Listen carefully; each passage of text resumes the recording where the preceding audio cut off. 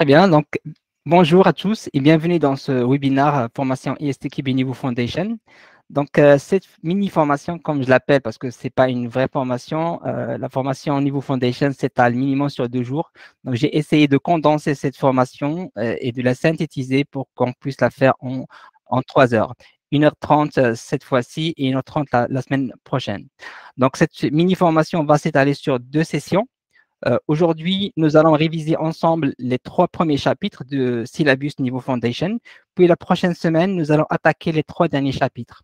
Donc, à la fin de chaque chapitre, je vous proposerai des exercices similaires à ce que vous pouvez avoir à l'examen. Et bien évidemment, je vous laisserai le temps de lire la question et de répondre dans le chat. Bien évidemment, si vous avez des questions, et j'imagine que vous en aurez, n'hésitez pas tout au long de cette session à les poster sur le chat. Je n'aurai pas le temps de répondre à chaque question, mais je vous enverrai une invitation à la fin de cette mini-formation pour une séance questions-réponses, où je vais essayer de synthétiser vos questions et j'apporte les réponses adéquates. C'est parti. Donc, d'abord, ce que c'est ISTQB. Donc, ISTQB, comme son nom l'indique, en anglais, c'est International Software Testing Qualifications Board. C'est une association à but non lucratif fondée en 2002 dont le but est de promouvoir le test au niveau international et bien évidemment de valider le titre de testeur certifié ISTQB. Et pour être simple, pour faire simple, quand on est en pleine Coupe du Monde, l'ISTQB est au test ce qui est la FIFA au foot. Donc la FIFA, elle est là pour promouvoir le foot à l'échelle internationale et l'ISTQB, c'est la même chose. Donc le test logiciel, il faut le savoir, était un métier méconnu il y a quelques années et parfois sous-estimé et qui n'est pas évalué par rapport aux autres métiers dans un système d'information ou bien dans une équipe IT. Mais avec l'apparition des bugs qui pourraient avoir un impact parfois grave sur les entreprises et même les utilisateurs de logiciels, que ce soit en termes d'image ou financier ou physique, car un bug informatique, il faut garder à l'esprit que ça peut blesser ou tuer. Et ça, on l'a vu pas mal de fois, si je cite l'exemple des crashs d'avions ces dernières années, c'était récurrent. Donc, cet organisme, il est là pour promouvoir le test à l'international, fournir ce qu'on appelle le syllabus. Le syllabus, c'est quoi? C'est un cahier des charges des compétences clés à connaître. Et le rôle, ce qu'on est en train de faire aujourd'hui et la semaine prochaine, c'est justement acquérir ces compétences qui sont des standards à l'échelle internationale. Également, ils sont là pour fournir ce qu'on appelle un glossaire des tests de logiciels. C'est quoi? C'est un dictionnaire où on définit les termes qu'on va utiliser et qui vont constituer un peu le langage commun dans le métier de test logiciel. Et bien évidemment, définir un schéma de certification. Donc, il faut garder à l'esprit qu'il n'y a pas que niveau foundation, et il y a plusieurs niveaux. Il y a le niveau foundation, bien évidemment, et il y a le niveau avancé où on peut trouver l'autre certification qui est importante, celle de test manager. Et il y a le niveau expert, et là, c'est encore un niveau plus poussé. Donc, nous, on va se concentrer bien évidemment sur le niveau foundation. Il y a plus d'1 million de personnes certifiées au monde. Ça croît chaque jour, chaque mois, chaque fois. On fait des sessions autour des formations. On a des gens qui vont être certifiés et je l'espère également pour vous. L'autre avantage qui n'est pas négligeable pour cette certification ISTQB, c'est qu'il a une validité illimitée. C'est-à-dire que, contrairement à certaines certifications où il faut les renouveler à chaque fois, celle-là, elle est à vie. Et ça, c'est un avantage qui n'est pas négligeable.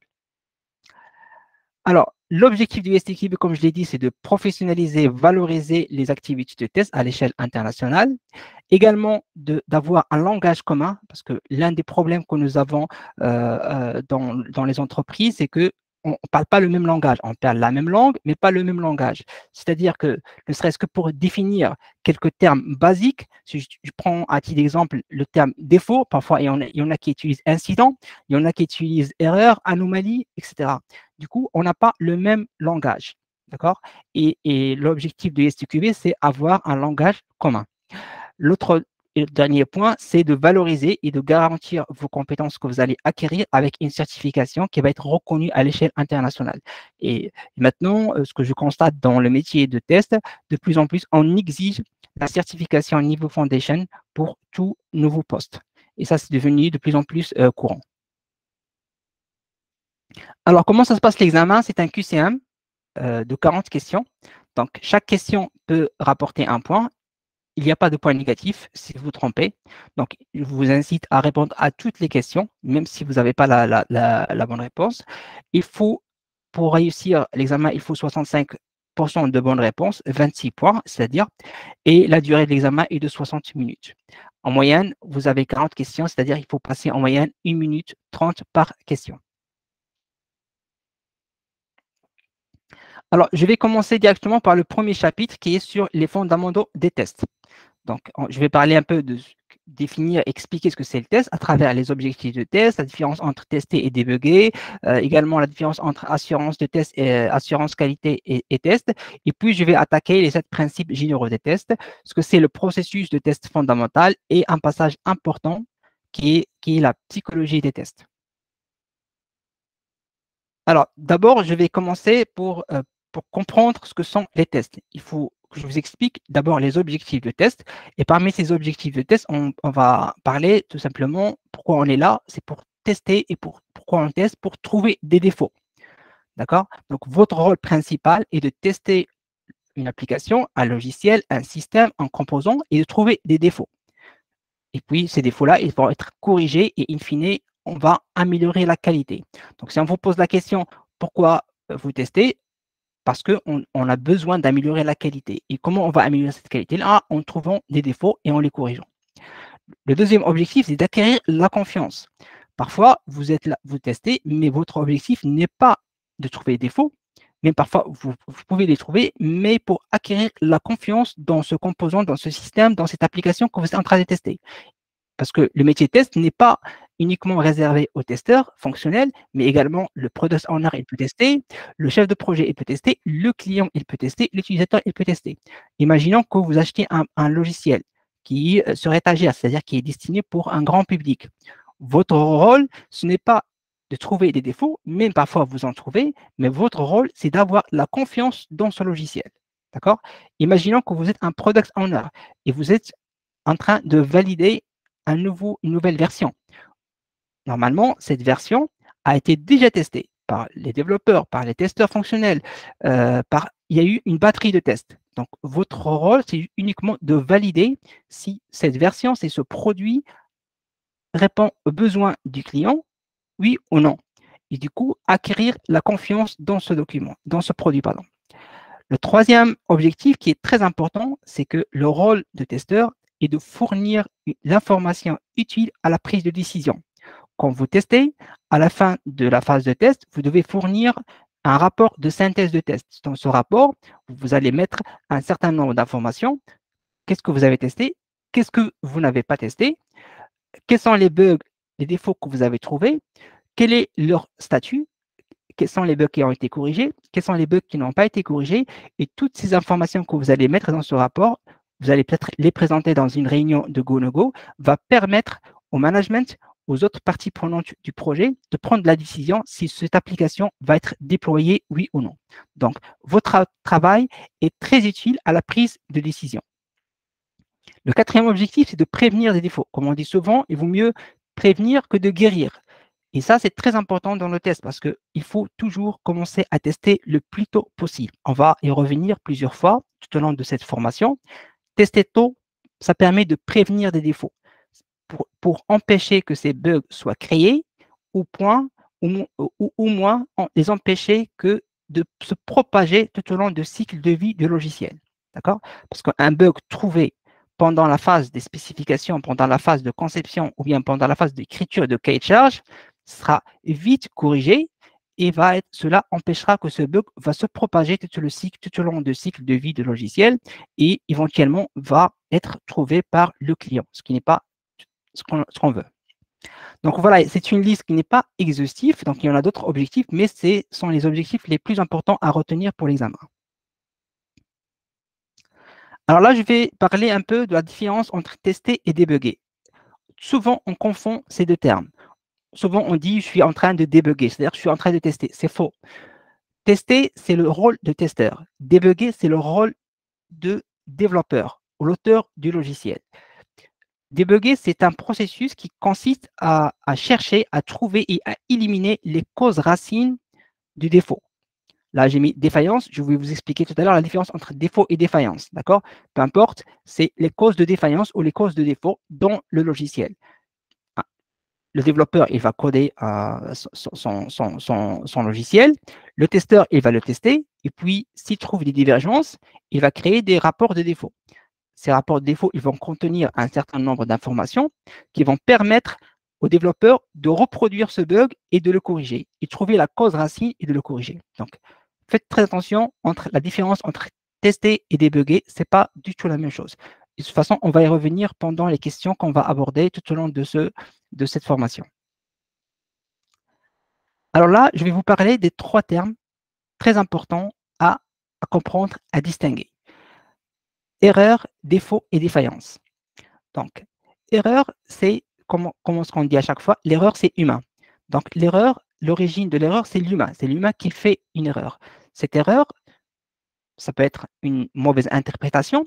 Je suis le client et vous êtes celui qui va écrire le besoin.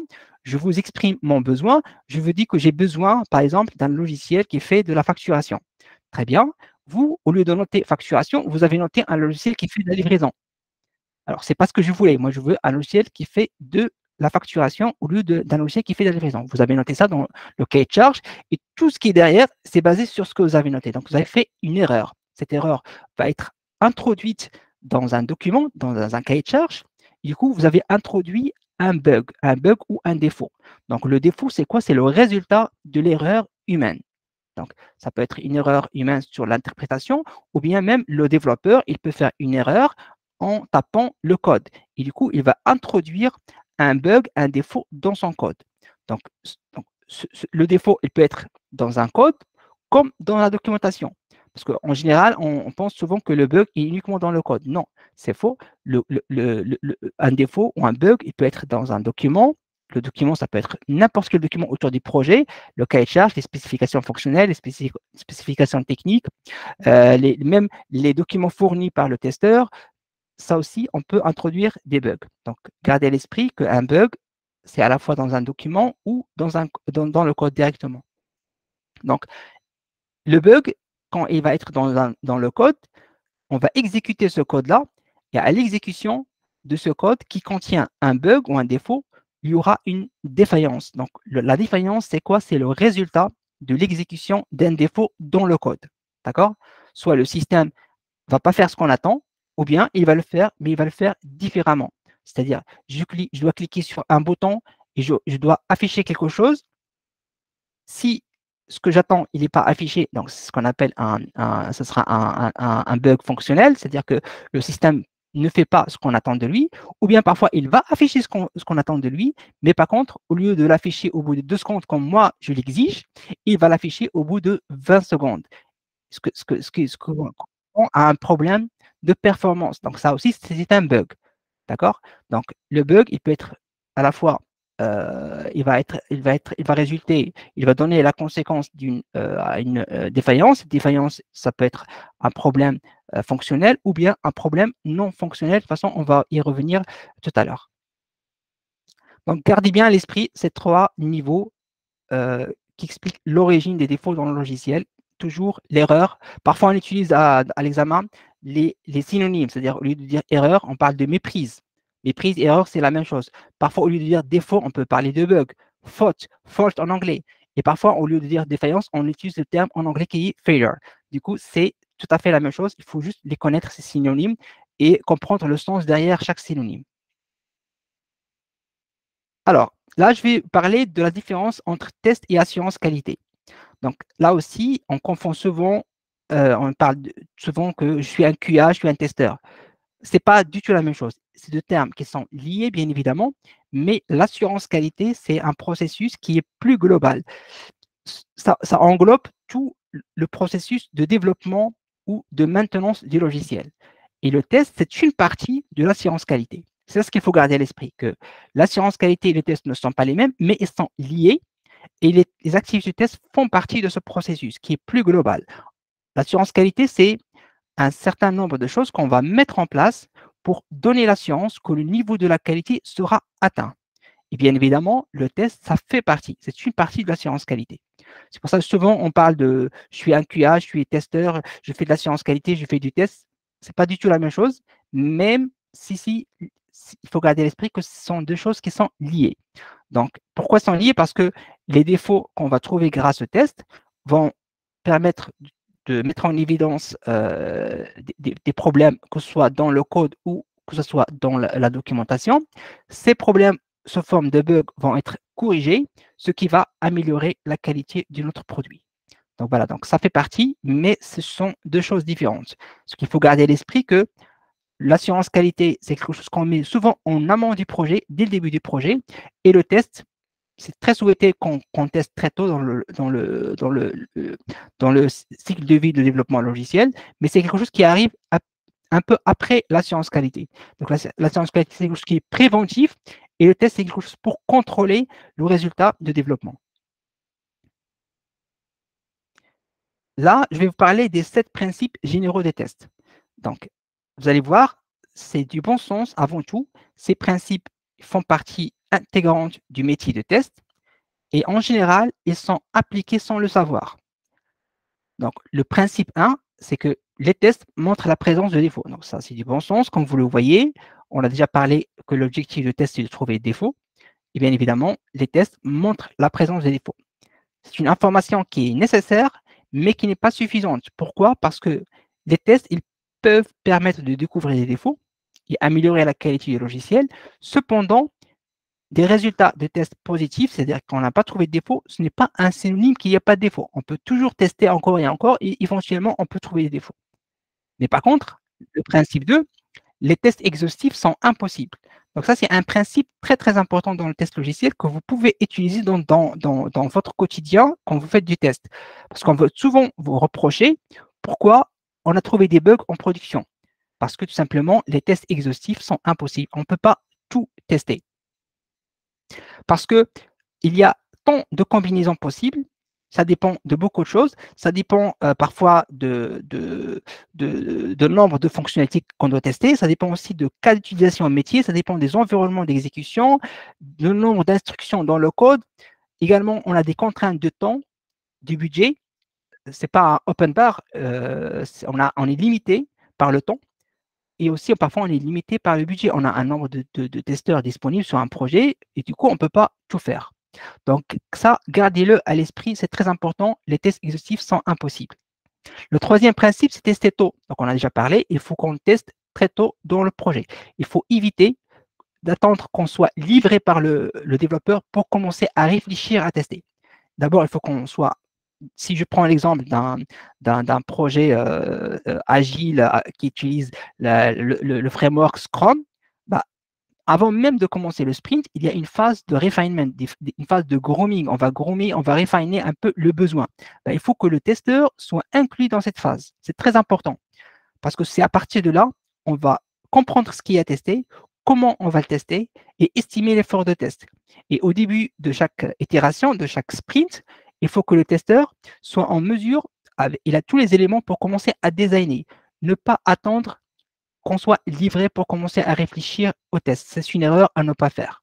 D'accord? Parce que vous n'aurez pas le temps de tout faire. Quatrième principe, le regroupement de défauts. Ce principe-là, ce n'est pas une science exacte, mais c'est un constat qu'on fait à chaque fois. Il suffit d'aller dans une entreprise et faire un audit sur les applications de cette entreprise.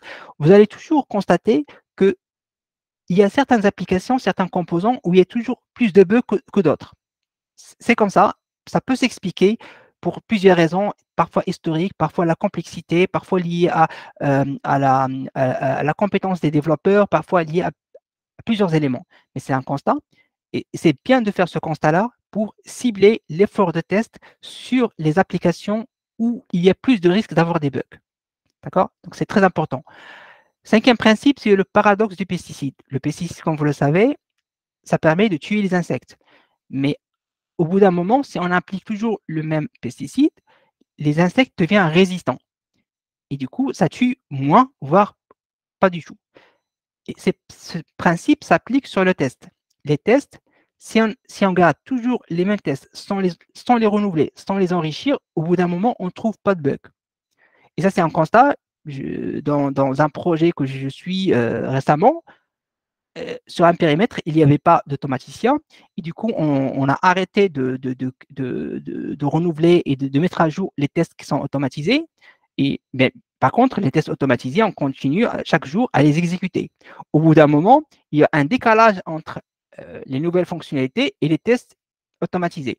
Et cela permet que certains bugs, ils passent ces tests-là. Les tests sont positifs parce qu'il n'y a pas de bugs, mais derrière, on trouve des bugs. Du coup, il faut toujours renouveler vos cas tests, renouveler les tests que vous créez en suivant les évolutions qui arrivent au fil de l'eau. Le 6e principe, c'est les tests dépendent du contexte. Et ça, c'est important parce que on ne peut pas tester de la même manière un logiciel qui va être utilisé dans un environnement ou bien dans le domaine nucléaire ou aéronautique, de la même façon qu'on va tester un logiciel qui va être utilisé pour le e-commerce. Ce n'est pas du tout le même contexte. Il faut prendre également la criticité du produit. Il faut prendre également le contexte projet.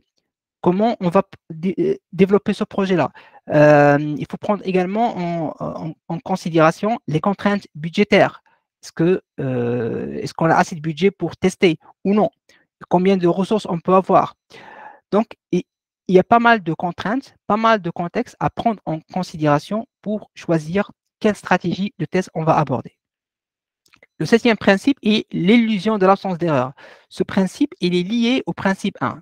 Si vous vous rappelez, le principe 1, c'était les tests montrent la présence de défauts.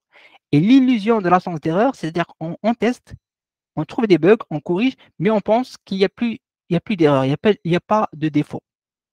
C'est faux. Par contre, ces défauts-là, s'ils existent parfois, même si on ne les trouve pas, une fois le produit sera livré au client, si ce qu'il attend le client, ce n'est pas ce qu'il a reçu, ce produit ne sera pas accepté parce que ce n'est pas ce qu'il a demandé.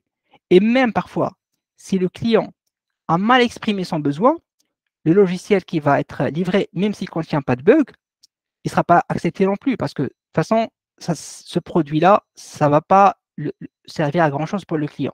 Après, ce n'est plus une question de test, c'est plutôt une question contractuelle. Qu'est-ce qu'on a mis dans le contrat? Qui a tort, qui a raison? Est-ce que c'est le client ou le fournisseur? Donc voilà, c'est 7 principes, il faut les comprendre.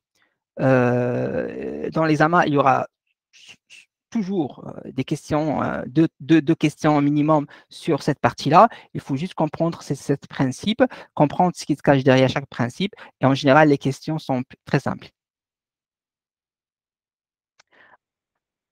Alors là, je vais parler un peu de processus de test fondamental.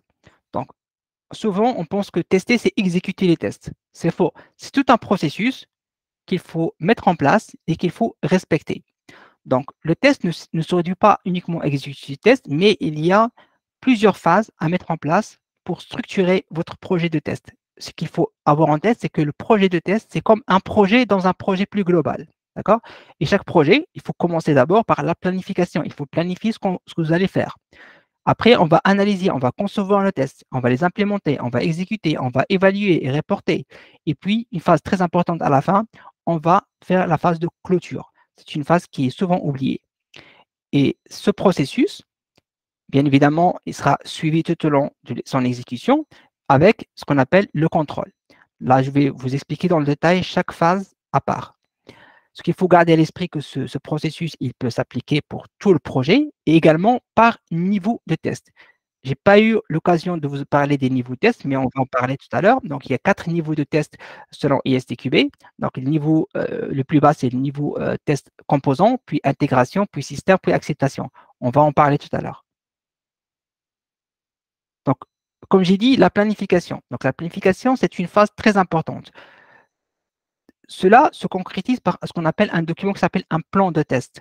Donc, il y a 3 documents importants à connaître dans le test. Le premier, c'est la politique de test, où on décrit un peu les grandes lignes de test.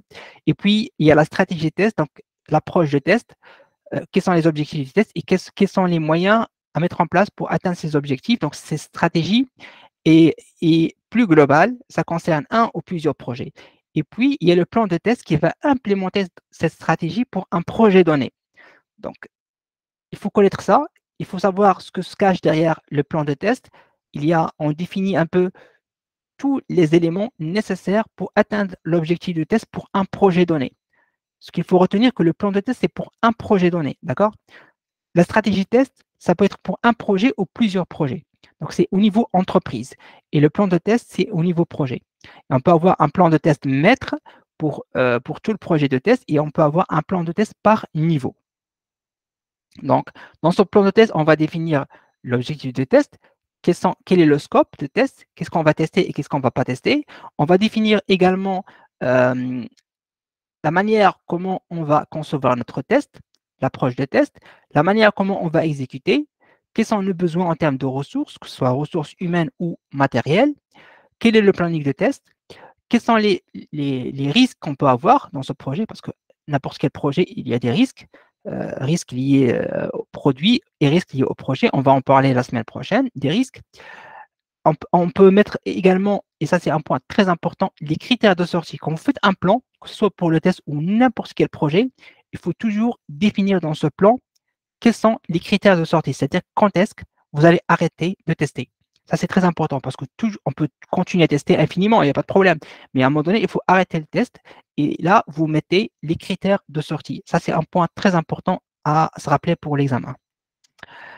Et le contrôle de test, c'est une activité qui va s'étaler tout au long de ce processus, qui va permettre de surveiller l'exécution de ce qu'on a mis dans le plan de test.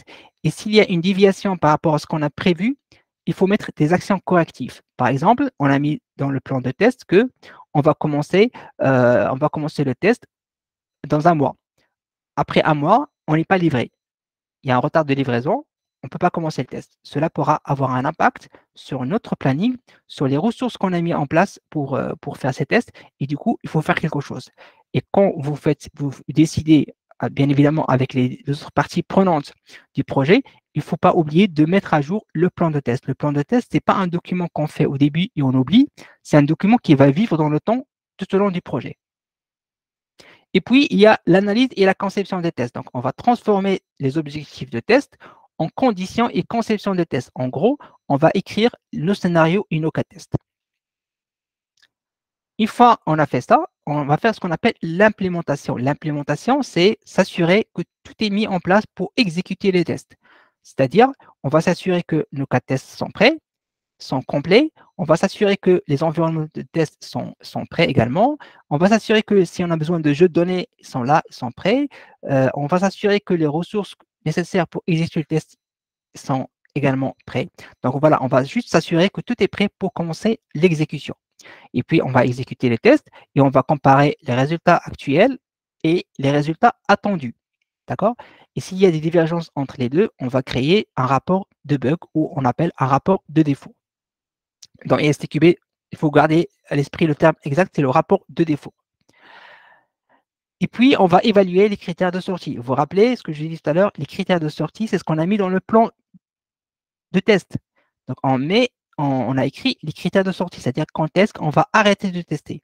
On va comparer ce qu'on a mis dans ces critères avec le résultat obtenu et on va faire ce qu'on appelle un rapport de synthèse de test où on va décrire un peu tout ce qu'on a testé, les résultats obtenus, les bugs, quels sont les bugs qui ont été fixés, quels sont les bugs qui n'ont pas été encore fixés, etc.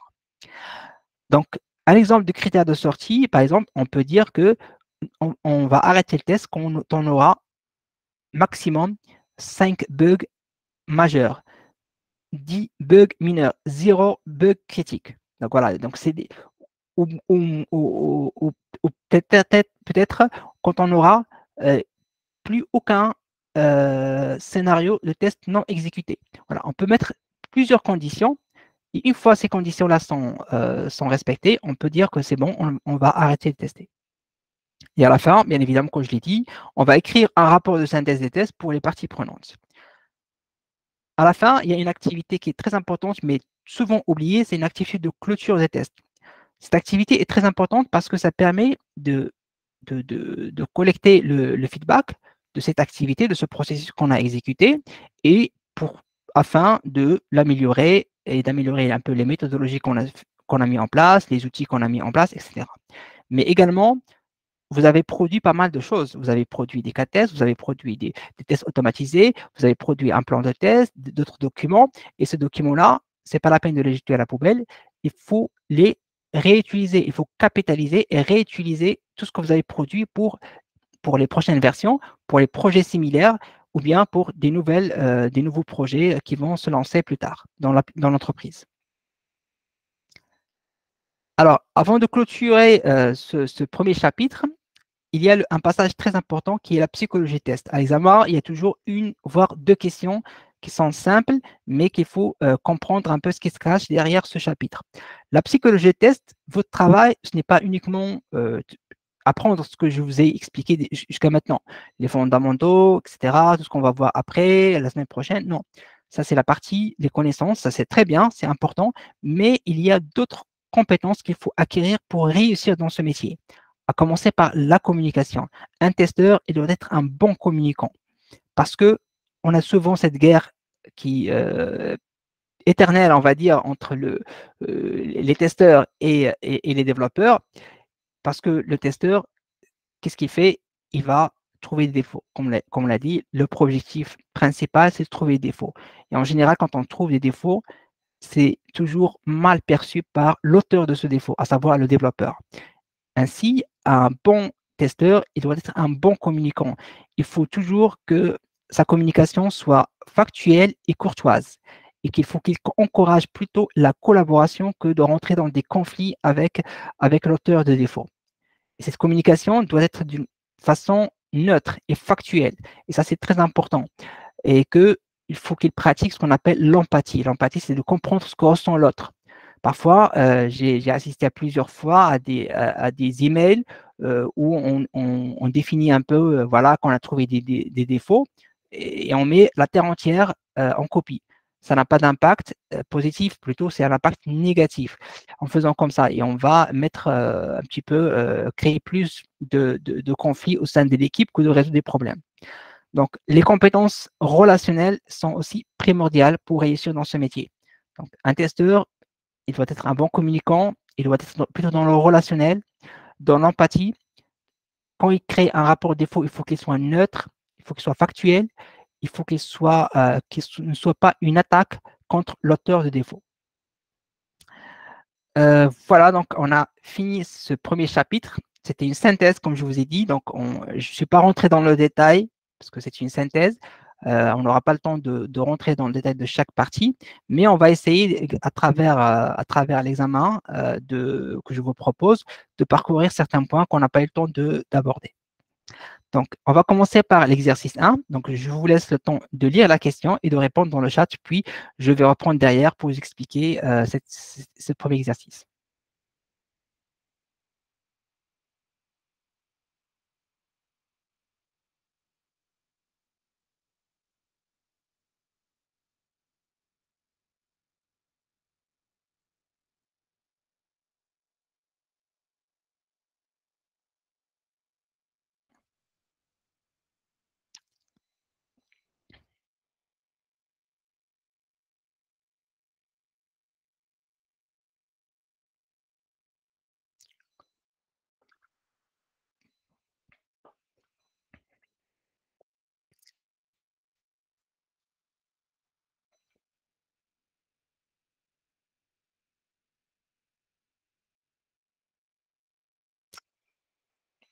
Donc, c'est une société qui vient d'acheter un composant logiciel sur étagère. C'est-à-dire que ce n'est pas eux qui ont développé le composant, donc ça a été acheté sur étagère pour gérer ce service de facturation. Donc, il faut des tests qu'on appelle des tests d'acceptation. D'accord?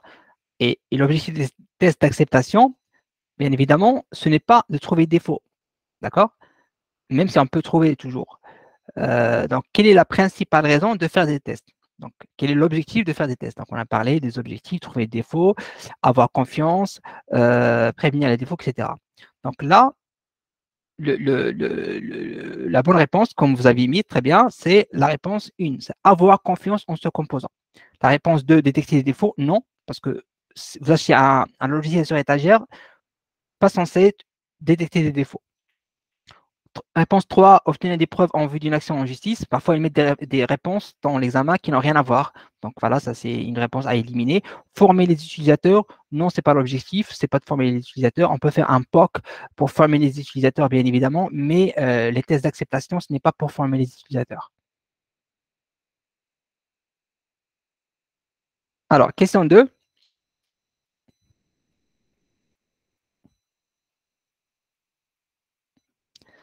Donc, comme je vous ai dit tout à l'heure, à l'examen, vous aurez des questions qui seront, en moyenne, c'est 1 minute 30 pour répondre, mais des questions, on peut répondre rapidement. Comme celle-là, si vous connaissez la réponse, ça va prendre 20 secondes maximum pour répondre. Donc, il faut optimiser votre temps à l'examen entre des questions qui vont prendre plus de temps, parfois 2 minutes, parfois 2 minutes 30, et des questions qui prennent en général entre 20 à 30 secondes. Très bien, donc là, le synonyme de bug est défaut, c'est très bien. Donc incident, ça n'a rien à voir, on n'a pas abordé le terme incident. Incident, pour votre information, et souvent on confond incident avec bug. Incident, c'est quand on parle de quelque chose qui, sur un logiciel qui est opérationnel, qui est déjà en production, on dit qu'on a un incident. Il faut d'abord l'analyser. Un incident, il peut devenir un bug, comme ce n'est pas un bug, ça peut être les deux, un bug ou pas un bug. Mais dans un premier temps, ça s'appelle un incident. Quand le client vous appelle et dit, vous êtes l'équipe support, on vous dit que j'ai un problème, on crée ce qu'on appelle Customer Incident, un incident client. C'est un incident. Il faut d'abord l'analyser. Et peut-être que c'est un bug, comme ce n'est pas, comme ça peut être quelque chose d'autre. Donc voilà. Donc un incident, ça n'a rien à voir. C'est quelque chose qui nécessite d'être analysé. Défaut, bien évidemment, c'est un bug. Méprise, comme je l'ai dit, c'est une erreur. C'est le synonyme d'erreur. D'accord? Ça aussi, il faut le garder à l'esprit. Exercice 3.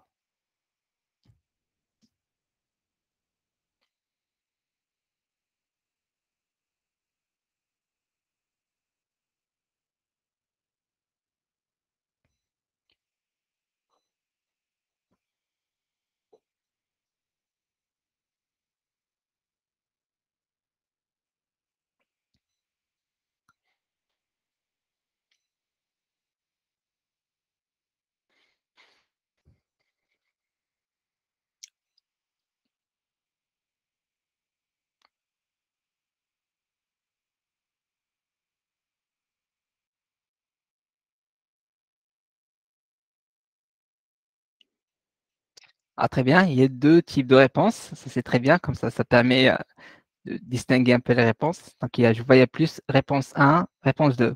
Très bien. Alors, là, quand vous avez ce type de questions, on peut procéder par élimination. Là aussi, c'est une autre technique à l'examen que vous pouvez utiliser. C'est que, donc, on vous donne plusieurs réponses possibles. Si vous avez un doute, procédez par élimination. Donc là, on vous dit qu'est-ce qui a le plus de chances d'être une défaillance. Donc, la réponse 4, le développeur a mal interprété les exigences de l'algorithme. Ça, c'est quoi, à votre avis? Ça s'appelle une erreur. Donc, une mauvaise interprétation, c'est une erreur. Donc, il y a l'humain, le développeur a fait une mauvaise interprétation. Donc, la réponse 4 n'est pas la bonne réponse. La réponse 3, l'algorithme de calcul utilisait de mauvaises données d'entrée. Ça n'a rien à voir, ça n'a pas de sens. La réponse 2, un fichier de code source inclus dans le livrable n'avait pas la bonne version. Ça, ce n'est pas une défaillance, c'est ce qu'on appelle un problème de versionning, un problème de version. Ça rentre dans la gestion de configuration. Quand vous avez un logiciel, cela peut produire un défaut si vous utilisez la mauvaise version, mais ce n'est pas une défaillance. Ça s'appelle un problème de gestion de configuration qui n'a rien à voir avec ce qu'on a dit. Donc, la bonne réponse, c'est la réponse 1. Le produit a planté quand l'utilisateur a sélectionné une option d'une boîte de dialogue. En gros, vous cliquez sur un bouton, sur une option de boîte de dialogue, et il y a un problème. Le produit a planté. Et du coup, c'est ce qu'on appelle ça peut être un test, un bug fonctionnel, c'est-à-dire que le logiciel n'a pas bien fonctionné. Du coup, l'exécution derrière, c'est un défaut dans le code. Donc, l'exécution de cette partie qui contient éventuellement un défaut a créé ce qu'on appelle une défaillance. C'est-à-dire que le système n'a pas fonctionné comme ce qui est attendu. D'accord? Donc, la bonne réponse est la réponse 1. Exercice 4, qu'est-ce que c'est débugger?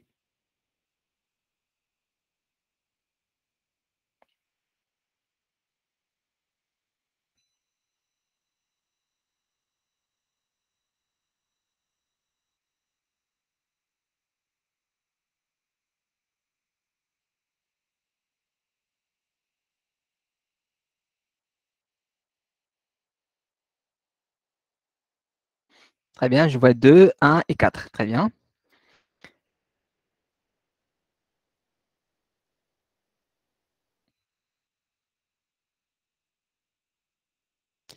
Alors, débugger, donc pareil, on peut procéder par élimination. Donc là, il y en a qui ont répondu la réponse 4. Donc, débugger suit les étapes d'une procédure de test. Qu'est-ce que j'ai dit? Débugger, ce n'est pas le rôle de testeur. Ça ne fait pas partie de l'activité de test. Donc, débugger, c'est le rôle de développeur. Donc, dès que vous voyez, donc ça fait partie d'une procédure de test, donc c'est faux. D'accord? Débugger, ce n'est pas notre travail en tant que testeur, c'est le travail de développeur. La réponse 3 implique l'insertion volontaire de défauts connus. Donc ça n'a rien à voir. Donc, à éliminer, ça n'a rien à voir avec ce qu'on a dit. 2, inclure la correction de la cause d'un défaut. Déjà, je vais revenir sur la question, la réponse 1. Fait partie du processus de test. C'est faux aussi. Débugger, ça ne fait pas partie du processus du test. On a parlé du processus du test qui consiste à faire l'analyse, la conception, la planification, l'exécution des tests. Donc, on n'a pas parlé de débugger. Donc, ça ne fait pas partie du processus fondamental des tests. Débugger, c'est trouver la cause racine d'un défaut. Donc, la bonne réponse, c'est la réponse 2. Inclure la correction de la cause d'un défaut. D'accord? Et ça, c'est le travail de développeur. Nous, on va créer le défaut. Le développeur, il va le reproduire. Il va trouver la cause racine. Il va le corriger. Bien évidemment, j'ai vu un commentaire tout à l'heure. Évidemment, une fois ça sera corrigé, on va le retester, ce qu'on appelle un test de confirmation et des tests de non-régression pour s'assurer qu'il n'y a pas d'impact sur la partie non modifiée. Là aussi, on va en parler tout à l'heure. Exercice 5. Donc ça, c'est encore un autre type d'exercice que vous allez avoir à l'examen. C'est des exercices où il y a pas mal de texte, pas mal de blabla. Ce qu'il faut garder à l'esprit quand vous avez ce type de questions, sachez que la réponse est simple. N'ayez pas peur quand vous ayez ce type d'exercice, beaucoup de blabla. Il suffit de lire un petit peu et de voir aussi les réponses. Et à partir de réponses, vous pouvez comprendre un petit peu de quoi on parle.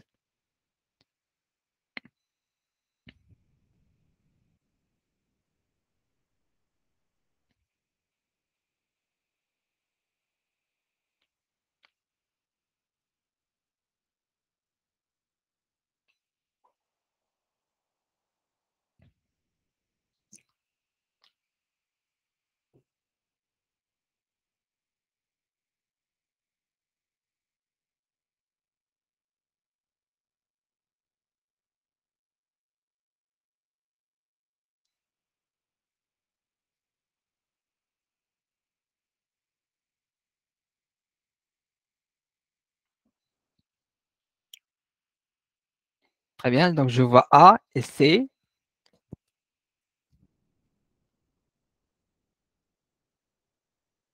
et plus de A que de C. Donc il y a un seul C et plus de A. Donc effectivement, la bonne réponse, c'est la réponse A. Les tests exhaustifs sont impossibles. Pourquoi? Parce que vous trouvez en général entre 90 et 95 des défauts, d'accord? Et on vous reproche pourquoi on trouve quand même des défauts après le passage de test, c'est-à-dire en production par le client. Par contre, le client est plutôt satisfait. Donc, on dit que le client est satisfait. En tant que responsable de test, comment vous pouvez expliquer ça? Donc, bah, tout simplement que les tests exhaustifs sont impossibles. Et ils ont mis d'autres principes de tests comme le regroupement de défauts, le paradoxe du pesticide, l'illusion d'absence d'erreur. Donc, les trois, ça n'a rien à voir avec l'énoncé. C'est plutôt les tests exhaustifs sont impossibles. On ne peut pas tout tester. Donc, celui qui a répondu C, donc le paradoxe du pesticide, c'est que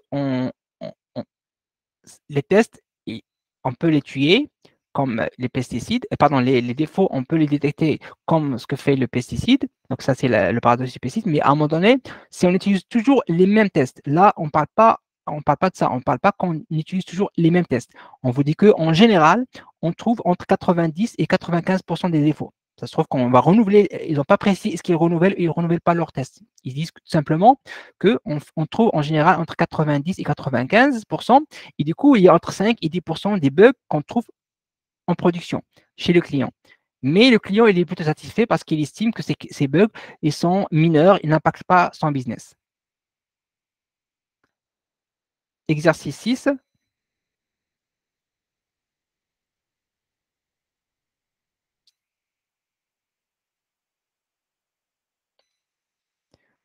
Oui, Soumaïa, donc effectivement, vous avez raison, les tests exhaustifs sont impossibles, sauf pour les cas triviaux.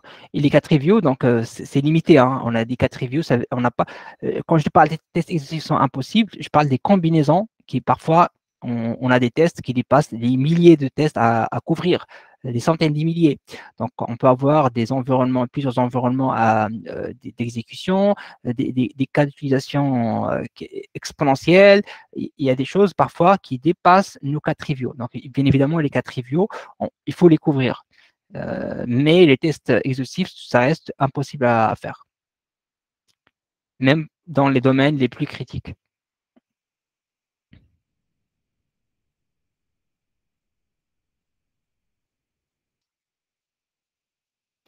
Donc là aussi, c'est un autre type d'exercice où il ne suffit pas de trouver la bonne réponse parce que parfois, on a plusieurs réponses qui sont plutôt bonnes.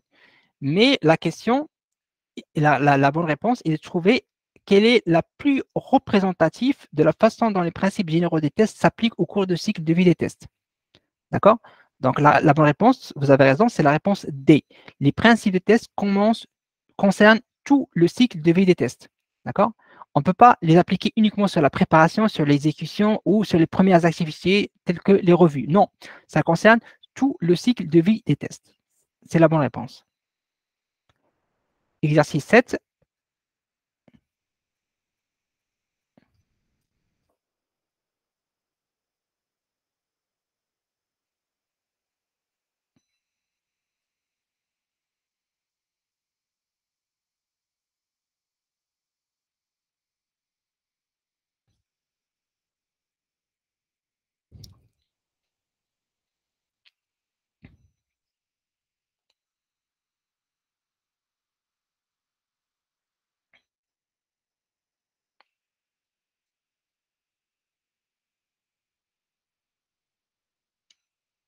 Donc, il y a B, il y a A.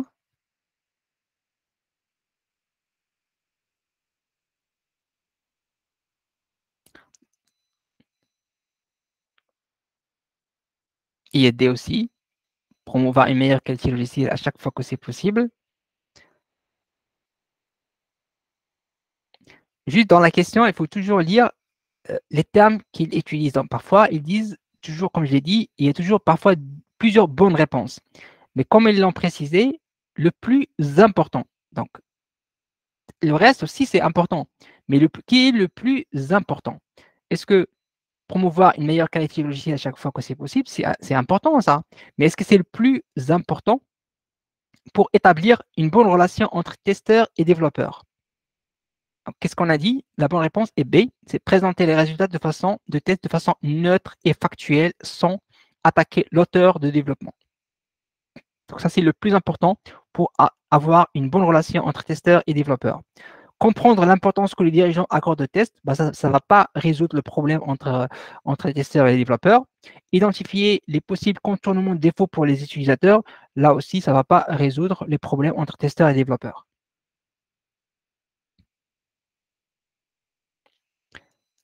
Alors, on va enchaîner avec le chapitre 2, qui consiste à parler de tests pendant le cycle de vie logiciel.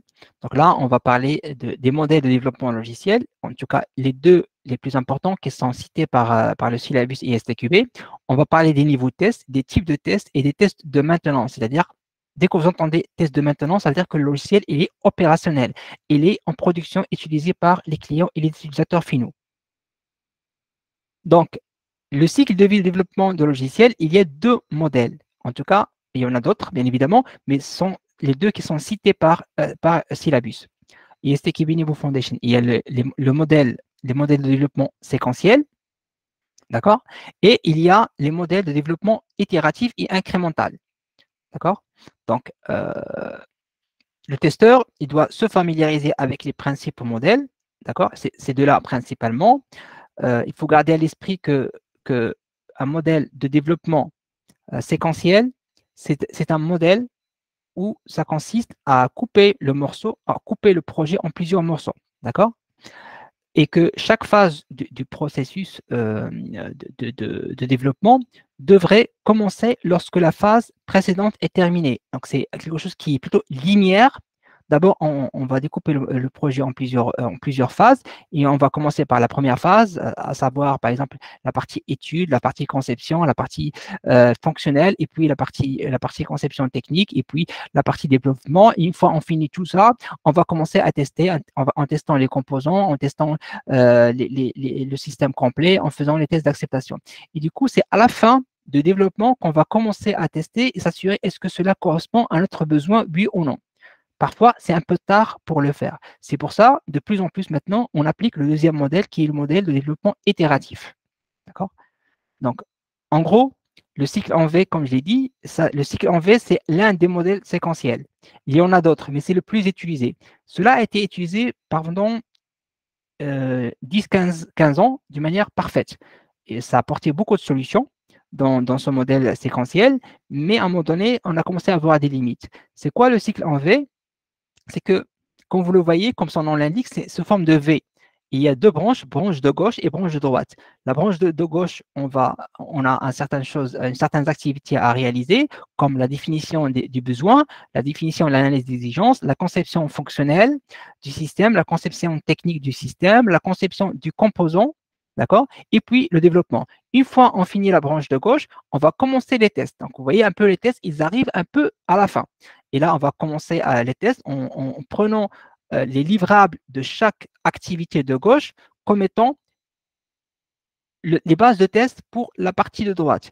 Et du coup, on va commencer les tests de composants qui vont être basés sur la conception des composants. On va faire après les tests d'intégration qui vont être basés sur la conception technique et les tests système qui vont être basés sur la conception fonctionnelle. Et à la fin, les tests d'acceptation qui vont être basés sur le besoin, le cahier de charge, l'analyse et les exigences, si vous voulez. Et cela, bien évidemment, comme vous le voyez, l'activité de test commence à la fin du cycle.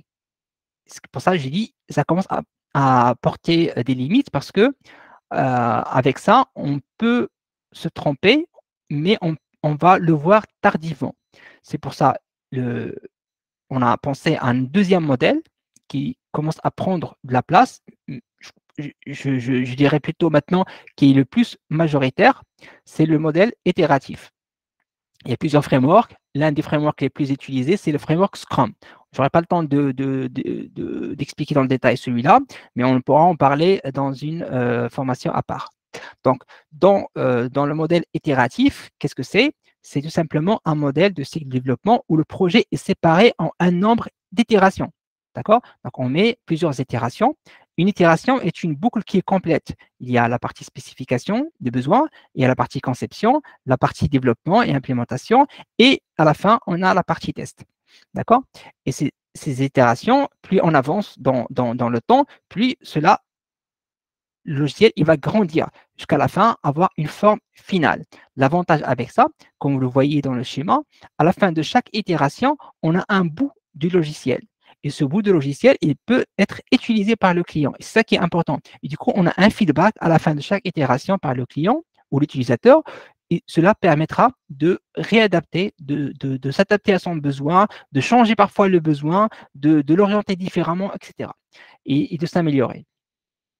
Ce qu'il faut avoir à l'esprit, c'est que le test, il fait partie de chaque itération. Contrairement au cycle en V, on attend la fin de développement pour commencer à tester tout le logiciel. Là, c'est tout le contraire. Chaque itération, on a une phase de test. Et cette phase de test, il peut avoir plusieurs formes. D'abord, ce qu'on appelle la vérification. La vérification, c'est basé sur les spécifications, sur le cahier de charge, ce qui était écrit par le client ou bien par son représentant. Si par exemple, on parle de l'exemple de framework Scrum, on écrit les user stories par le product owner ou le business analyst. Dans les user stories, on peut définir ce qu'on appelle les acceptance criteria. Et ces acceptance criteria, ils seront notre base de test pour écrire nos tests. D'accord? Donc, le testeur, il va faire ce qu'on appelle la vérification. Donc, dès que vous entendez le mot vérification, c'est le travail de testeur. D'accord? Et la validation, en général, c'est le travail de représentant du client. L'exemple dans la méthodologie Scrum, c'est plutôt le product owner qui fait la validation à la fin de chaque itération. D'accord? Et cela est basé sur l'usage attendu. Pourquoi il y a une différence? Parce que la vérification est basée sur ce qui a été écrit dans les spécifications, Donc, moi, je ne connais pas le client. Moi, je me base sur ce que vous avez mis dans le cahier de charge, dans les spécifications, dans les user stories. À partir de là, je vais faire mes tests. Bien évidemment, on peut toujours échanger pour améliorer ça, mais la base de test, c'est ce que vous avez mis dans le cahier de charge. La validation, moi, je connais ce que veut le client. Donc, c'est différent parce que moi, je suis son représentant. Donc, je connais ce qui a mis dans, ce qui a exprimé et ce qui est dans sa tête. D'accord? Et c'est pour ça qu'il y a une différence entre la validation et vérification. La validation est basée plutôt sur l'usage attendu et la vérification est basée sur les spécifications. Juste faites attention entre ces deux termes. Et même pendant les entretiens, parfois, on vous pose la question quelle est la différence entre vérification et validation. Et souvent, moi, j'ai des réponses un peu même de la part des testeurs qui sont expérimentés, ils mélangent entre vérification et validation, et ils mélangent même entre les niveaux. Ils disent que les tests de niveau composant, niveau unitaire, c'est plutôt la vérification, et la validation, c'est au niveau système, au niveau intégration, au niveau acceptation. C'est faux. L'autre point qu'il faut garder à l'esprit, comme vous êtes en modèle de développement itératif, c'est-à-dire que plus vous avancez, plus vous aurez un logiciel qui va grandir, qui va être plus âgé. Et du coup, à chaque fois, vous ajoutez, à chaque itération, vous ajoutez des nouvelles fonctionnalités, mais attention, vous risquez d'impacter l'existant. D'accord? Parce que ces nouvelles fonctionnalités, ils ne vivent pas tout seuls, ils sont en interaction avec le reste que vous avez déjà développé auparavant. C'est pour ça, un point très important, ce qu'on appelle les tests de régression, c'est-à-dire tester la partie qui n'a pas été touchée, qui n'a pas été modifiée. D'accord? Dans ISTQB, que vous les appelez tests de régression ou de non-régression, c'est la même chose. D'accord? Parce qu'il y a toujours ce débat, est-ce qu'on les appelle tests de régression ou régression? Pour ISTQB, si vous entendez régression ou régression, c'est la même chose. Donc, ces tests de non-régression ou de régression sont des bons candidats à l'automatisation. Ça ne veut pas dire qu'on va tous les automatiser. D'accord? Là aussi, attention, à l'examen, vous pouvez avoir cette question, on va tout automatiser. Non, les tests de régression sont des candidats à l'automatisation. On peut discuter, on va voir qu'est-ce qu'on peut automatiser comme ce qu'on ne peut pas automatiser. Parce que vous imaginez, au bout de quelques itérations, vous avez un logiciel qui a considérablement grandi avec plusieurs fonctionnalités. On ne pourra pas continuer à les tester manuellement, cette partie de régression. D'accord? Alors là, je vais parler des niveaux de test. Donc, selon ISTQB, il y a 4 niveaux de test. Et test de composants, c'est le niveau le plus bas. C'est-à-dire qu'on va tester les composants séparément. OK? Donc, et puis, on va les intégrer ensemble pour pouvoir les tester et tester leur interaction. D'accord? Ce qu'on appelle les tests d'intégration. Les tests de composants, c'est plutôt le travail de développeur. D'accord? Dans un environnement de développement. Les tests d'intégration, en général, c'est également le travail de développeur. Sauf si on fait l'intégration de plusieurs applications. D'accord? Si on fait l'intégration de composants, c'est plutôt le travail de développeur. Si on fait l'intégration de plusieurs applications, ça peut être le travail de testeur fonctionnel. Ça dépend. Le test système, on a le système, on a tout intégré, on a un système qui est complet. Maintenant, on va tester le workflow de bout en bout. Et là, on va trouver plutôt des bugs plutôt fonctionnels comme des bugs non fonctionnels. Et enfin, il y a les tests d'acceptation. Donc, le test d'acceptation consiste à valider le système en entier pour déterminer si le système satisfait ou non aux critères d'acceptation. L'objectif, ce n'est pas de trouver des défauts, comme je l'ai déjà dit. L'objectif, c'est de s'assurer que ça répond aux besoins du client. Ce qu'il faut garder à l'esprit pour l'examen, c'est que les caractéristiques de chaque niveau ne sont pas les mêmes. Chaque niveau a des caractéristiques qui lui sont spécifiques. D'abord, les objectifs, ils sont spécifiques. Les objectifs de faire des tests de composants ne sont pas du tout les mêmes que si on doit faire des tests d'acceptation. Les tests de composants, c'est pour trouver des bugs dans le code. Les tests d'acceptation, c'est pour s'assurer que cela répond aux besoins du client final.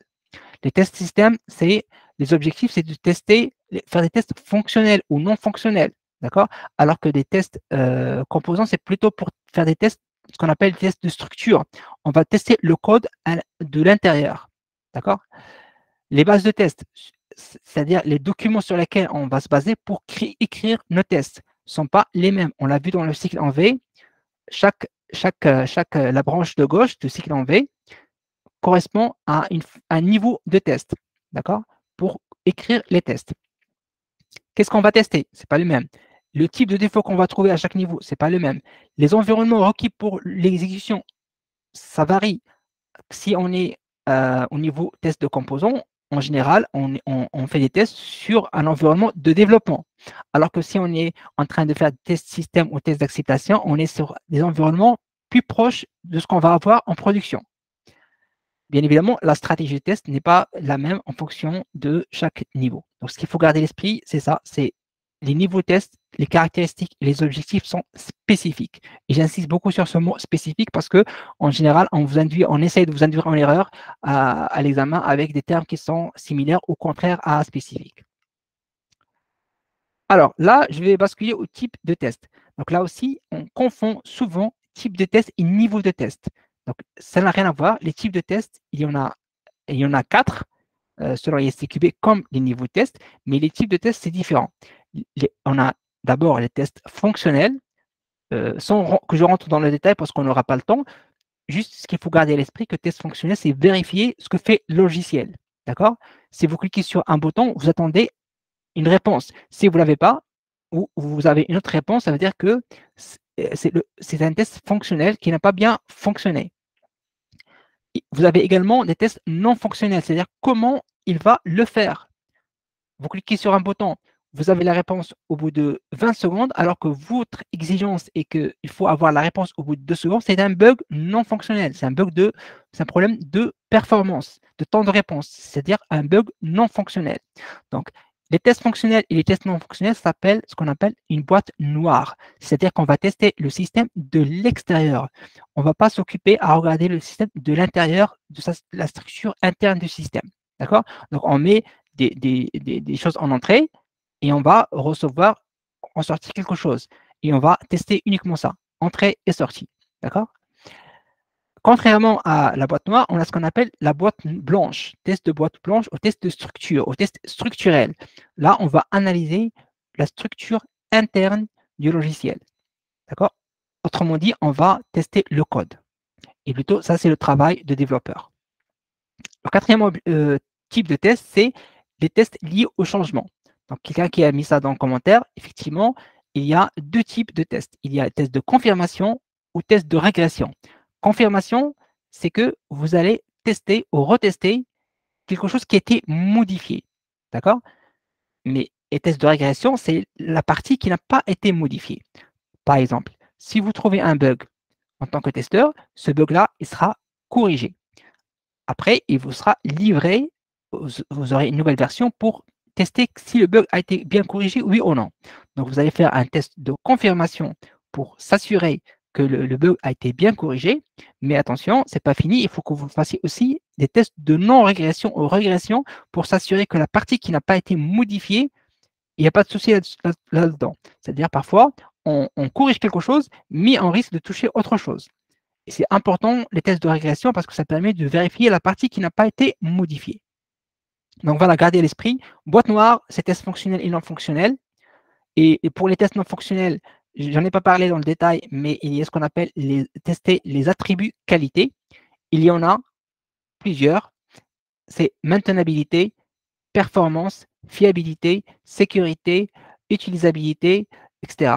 Donc, ces attributs qualité, il faut les connaître. C'est pas pour l'examen, ce n'est pas nécessaire de comprendre dans le détail chaque attribut qualité, mais au moins, il faut les connaître.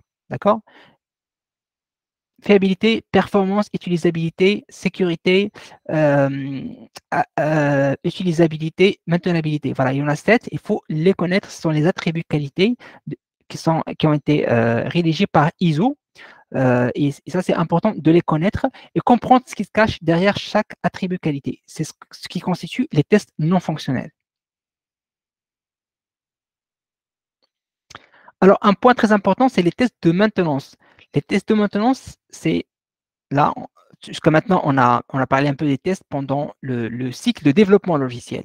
Mais le logiciel, il ne s'arrête pas uniquement aux parties développement. Il a une vie après le développement, ce qu'on appelle la maintenance, c'est-à-dire qu'il sera maintenu, il sera en production, il sera utilisé. Et pendant toute la vie du logiciel, une fois le développement est terminé, il y aura des modifications, soit des modifications dans le logiciel lui-même, soit des modifications dans son environnement, ce qu'on appelle la maintenance. Et cela nécessite des tests qu'on appelle des tests de maintenance. Donc, les tests de maintenance, ce sont des tests des modifications d'un système opérationnel, et j'insiste beaucoup, opérationnel.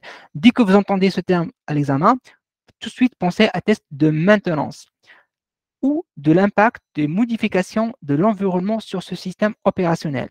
Donc, ça peut être lié à des changements sur le système lui-même, dû à des corrections, à des nouvelles fonctionnalités, à des modifications de paramétrage, ou bien des changements dans son environnement, soit liés à un changement au niveau du système d'exploitation, à un changement au niveau de la base de données, ou bien des logiciels interfacés. Parce qu'un logiciel, en général, il ne vit pas tout seul. Il est interfacé avec d'autres logiciels. Du coup, dès qu'il y a un changement dans notre logiciel, il faut voir est-ce qu'il y a un impact sur votre logiciel, oui ou non. Parfois, il faut faire évoluer votre logiciel pour qu'il puisse communiquer avec une nouvelle version de logiciel interfacé. Voilà, on va enchaîner avec quelques questions de chapitre 2. Donc, je vous laisserai le temps de lire la question 8.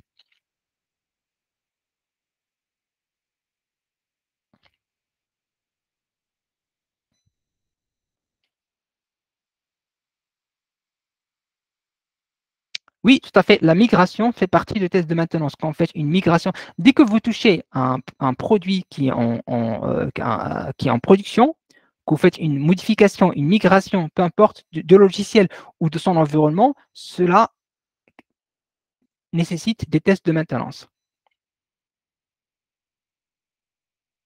Et tous les types de tests qu'on a vus jusqu'à maintenant, que ce soit tests fonctionnels, non fonctionnels, liés au changement, etc., ils font partie, on peut les appliquer dans les tests de maintenance. D'accord? Test de maintenance, ce n'est pas un type de test.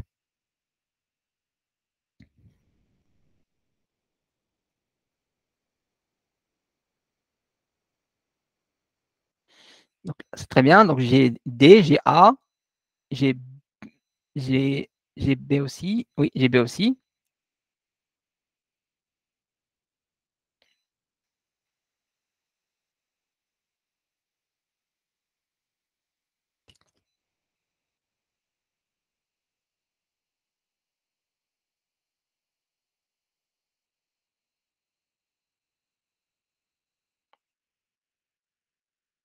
Oui, la sécurité appartient aux tests non fonctionnels. Je suis en train de lire un peu les commentaires. Le reste, boîte blanche, n'est pas les tests API. Ça, je ne sais pas, je n'ai pas compris. On reteste à nouveau l'anomalie qui a été corrigée par le V. Déjà, il y a quelqu'un qui a mis on corrige à nouveau l'anomalie. L'anomalie, ça ne veut rien dire. Ça, c'est important. Peut-être que vous aurez une question à l'examen comme ça. Comme incident, anomalie, ce n'est pas un terme informatique. Ça a été utilisé par des informaticiens, mais l'anomalie, ça vient de la médecine. D'accord? Ce n'est pas un terme informatique. C'est utilisé à tort, mais dans ESTQB, attention, si vous voyez dans les réponses anomalie, anomalie, ça ne veut rien dire. D'accord? C'est l'intrus. D'accord? Attention au terme que vous utilisez. Anomalie, ce n'est pas un bug, c'est rien du tout. On l'utilise parfois.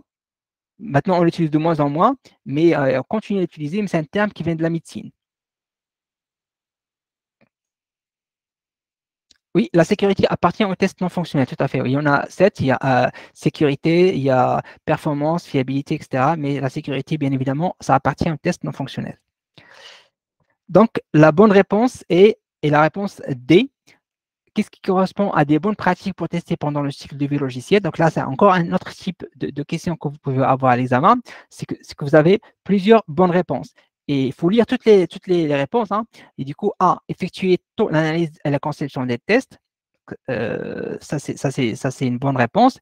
B, définir plusieurs niveaux de tests avec des objectifs spécifiques. Qu'est-ce que j'ai dit? Les niveaux de tests ont des objectifs spécifiques. Ça aussi, c'est une bonne réponse. C, impliquer les testeurs dès que le code est disponible. Ça, c'est à ne pas faire. Et D, c'est A et B, c'est dessus. Donc, A et B, effectivement, la bonne réponse est D. Parce que A et B sont de bonnes réponses. Il y a quelqu'un qui pose la question, pourquoi la réponse D? Parce que A, c'est une bonne réponse et B, c'est une bonne réponse. Les deux sont des bonnes réponses. A, effectuer tôt l'analyse et la conception des tests. Il faut commencer à tester tôt. Ça, c'est un des principes de test. On en parlait. Un des objectifs, c'est de prévenir les défauts et un des principes, c'est de tester tôt. Donc ça, il faut le garder à l'esprit. Il faut toujours, quand vous entendez tester tôt, analyser tôt, concevoir tôt, exécuter tôt, tout ça, c'est très bien. D'accord? Et B, c'est il faut avoir plusieurs niveaux de test. Donc, on a 4. et chaque niveau a des objectifs qui lui sont spécifiques. Donc la bonne réponse est la réponse D. Je ne sais pas, j'espère que c'était clair.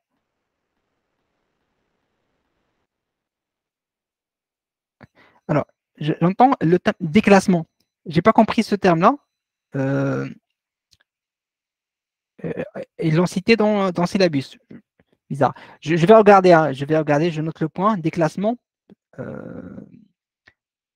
Peut-être qu'ils l'ont utilisé pour le test de maintenance. Je vais regarder dans le détail pourquoi ils l'ont utilisé. Parce que déclassement, ça veut dire autre chose. Bon.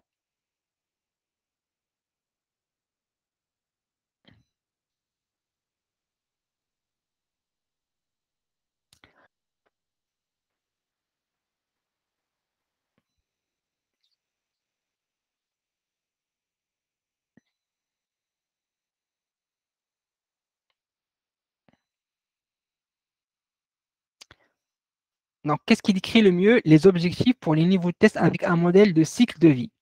Donc, un modèle soit itératif ou un modèle séquentiel. Donc, la bonne réponse, là, je pense que vous êtes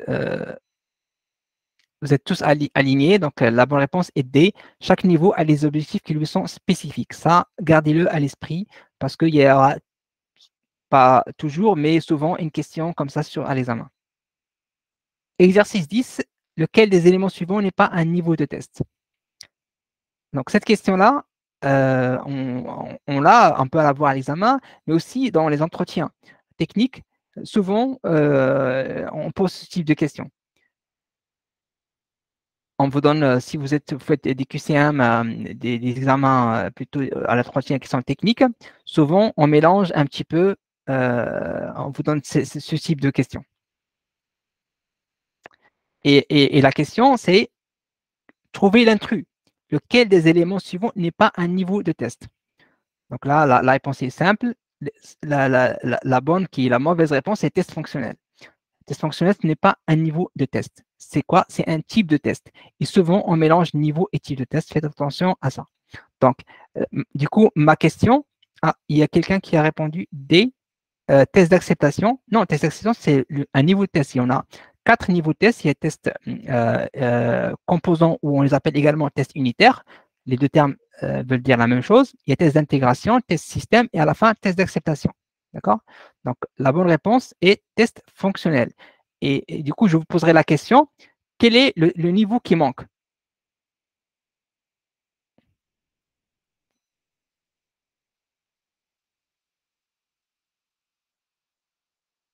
Intégration, très bien. Donc, c'est le niveau intégration, c'est le 3e niveau qui manque. Alors, les tests bêta, alors là, je l'ai fait exprès, je m'excuse, je vous ai mis une question sur quelque chose que je n'ai pas abordé jusqu'à maintenant.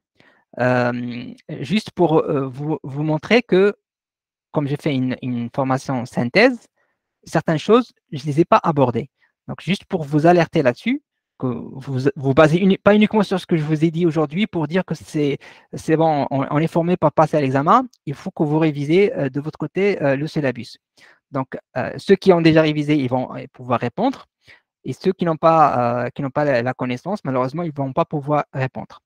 Donc, les tests bêta, donc je vois qu'il y a beaucoup de bonnes réponses. Donc, effectivement, la bonne réponse, c'est A.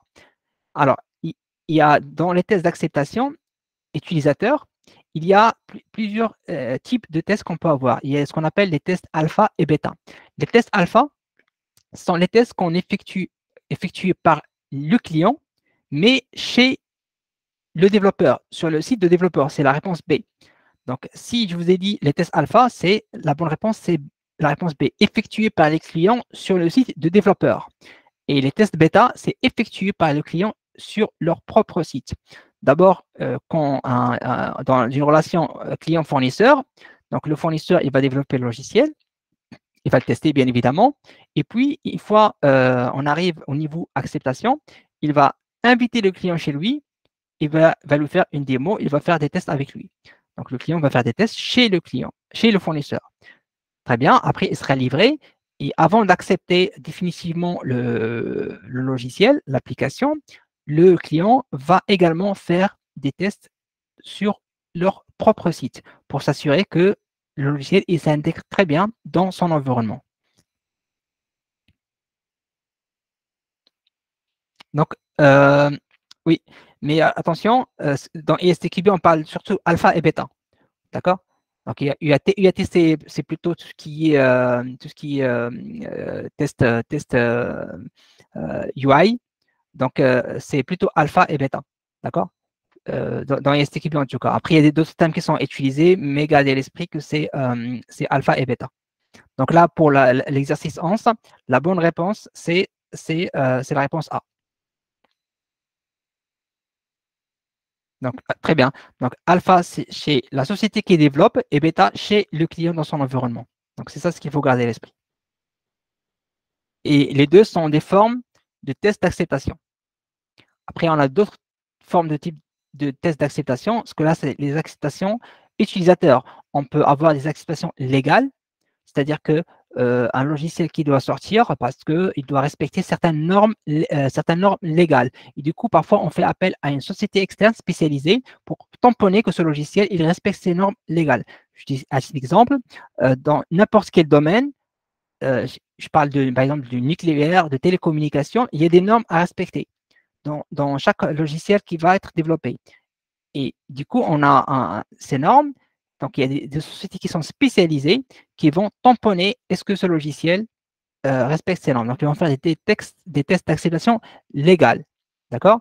Et après, on a d'autres types de tests d'acceptation opérationnels. C'est-à-dire que quand vous allez livrer ce logiciel en production, il y a les personnes qui travaillent en production, ceux qui gèrent le système d'exploitation, l'infrastructure, ils vont faire leurs propres tests pour s'assurer que ce logiciel il va bien s'installer dans son environnement. Alors là, alpha, c'est la société qui développe avec le testeur indépendant de la société, n'est-ce pas? Ça peut être avec un testeur indépendant, ça peut être avec le représentant du client.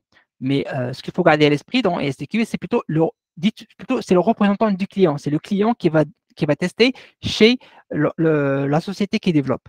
D'accord? Mais dans les faits, effectivement, ça peut être des testeurs indépendants. Mais là, on va rester plutôt dans ce qui se passe à l'examen. Donc, ce que dit ESTQB. Par contre, dans les faits, en général, les testeurs indépendants qui font les tests alpha, bien évidemment.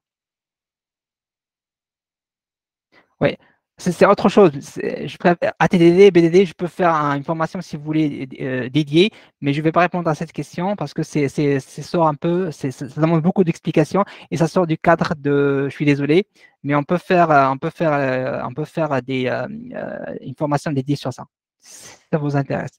Mais BDD, c'est plutôt une façon de faire des tests, mais ça sort du cadre niveau foundation. Alors, exercice 12, un test de régression est exécuté seulement une fois, sera toujours automatisé, va contrôler des parties non modifiées, va contrôler des parties modifiées.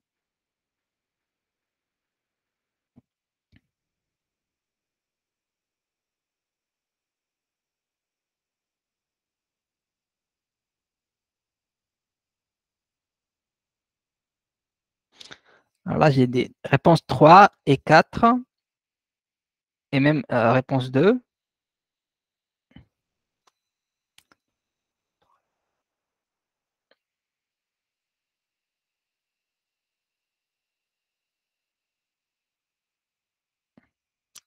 Alors, la bonne réponse, donc on peut faire par élimination. Un test de régression est exécuté seulement une fois. Non, un test de régression, il va être exécuté à chaque fois il y a une nouvelle livraison. Donc, c'est l'intérêt de test de régression pour s'assurer qu'il n'y a pas d'impact sur la partie qui n'a pas été touchée. La réponse 2 sera toujours automatisée. J'ai dit que non.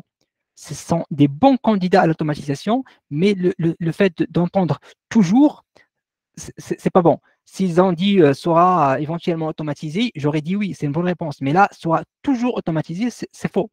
On ne va pas toujours automatiser les tests de régression, mais ce sont des bons candidats à l'automatisation.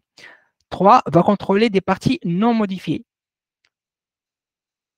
Et 4 va contrôler des parties modifiées. À votre avis, quelle est la bonne réponse? Donc, la bonne réponse est la réponse 3, va contrôler des parties non modifiées. Parce que qu'est-ce qu'on a dit? On a dit qu'il y a deux types de tests. Il y a des tests de confirmation pour contrôler la partie modifiée. Donc, la bonne réponse est 4. Et les tests de régression ou de non-régression, c'est pour contrôler la partie qui n'a pas été modifiée. pour voir s'il a été affecté, oui ou non.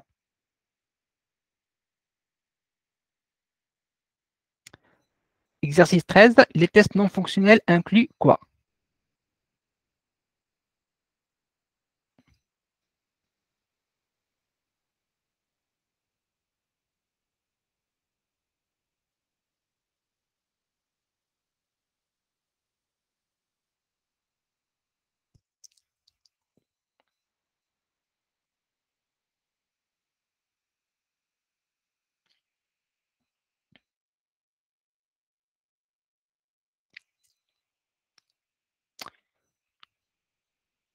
Très bien, je vois que des bonnes réponses. Donc, les caractéristiques non fonctionnelles.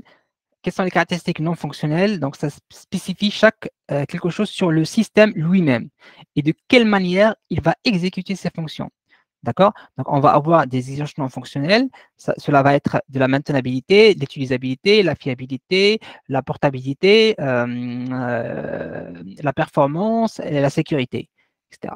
Donc, il y a un certain nombre d'attributs qualité. Donc, voilà, la bonne réponse est la réponse 2, tester les caractéristiques qualité du système, y compris utilisabilité et fiabilité. D'accord? Alors, exercice 14, quel élément correspond à un test fonctionnel?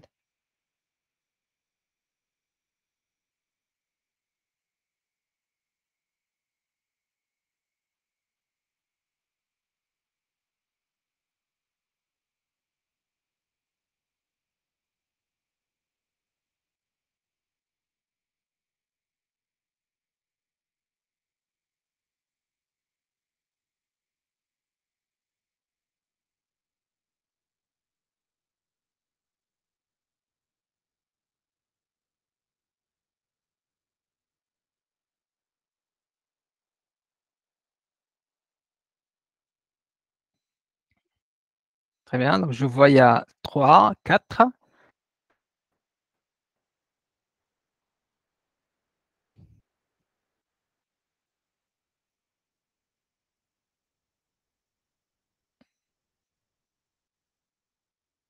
Alors, on peut procéder par élimination quand vous avez ce type de question.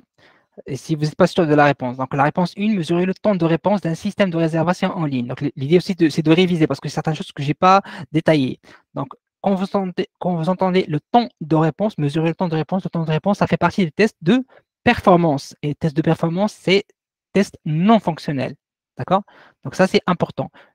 La performance, on mesure quoi? On mesure le temps de réponse pour s'assurer est-ce que le système, le logiciel, l'application, le composant répond dans le temps selon les exigences, oui ou non. Donc, ça s'appelle le temps de réponse. Ou bien, ça aussi, ça peut faire partie, c'est la réponse 2, c'est contrôler les effets d'un trafic élevé sur un système de call center. Un trafic élevé, c'est-à-dire que vous avez un certain nombre d'utilisateurs qui vont se connecter en simultané. D'accord? On va dire, par exemple, on a conçu un système où on peut avoir maximum 100 personnes qui peuvent se connecter en simultané. Au-delà de 100 personnes, le système, il va tomber. D'accord? Donc, les effets d'un trafic élevé, ça correspond également à un attribut qualité non fonctionnel qui fait partie de tests de performance.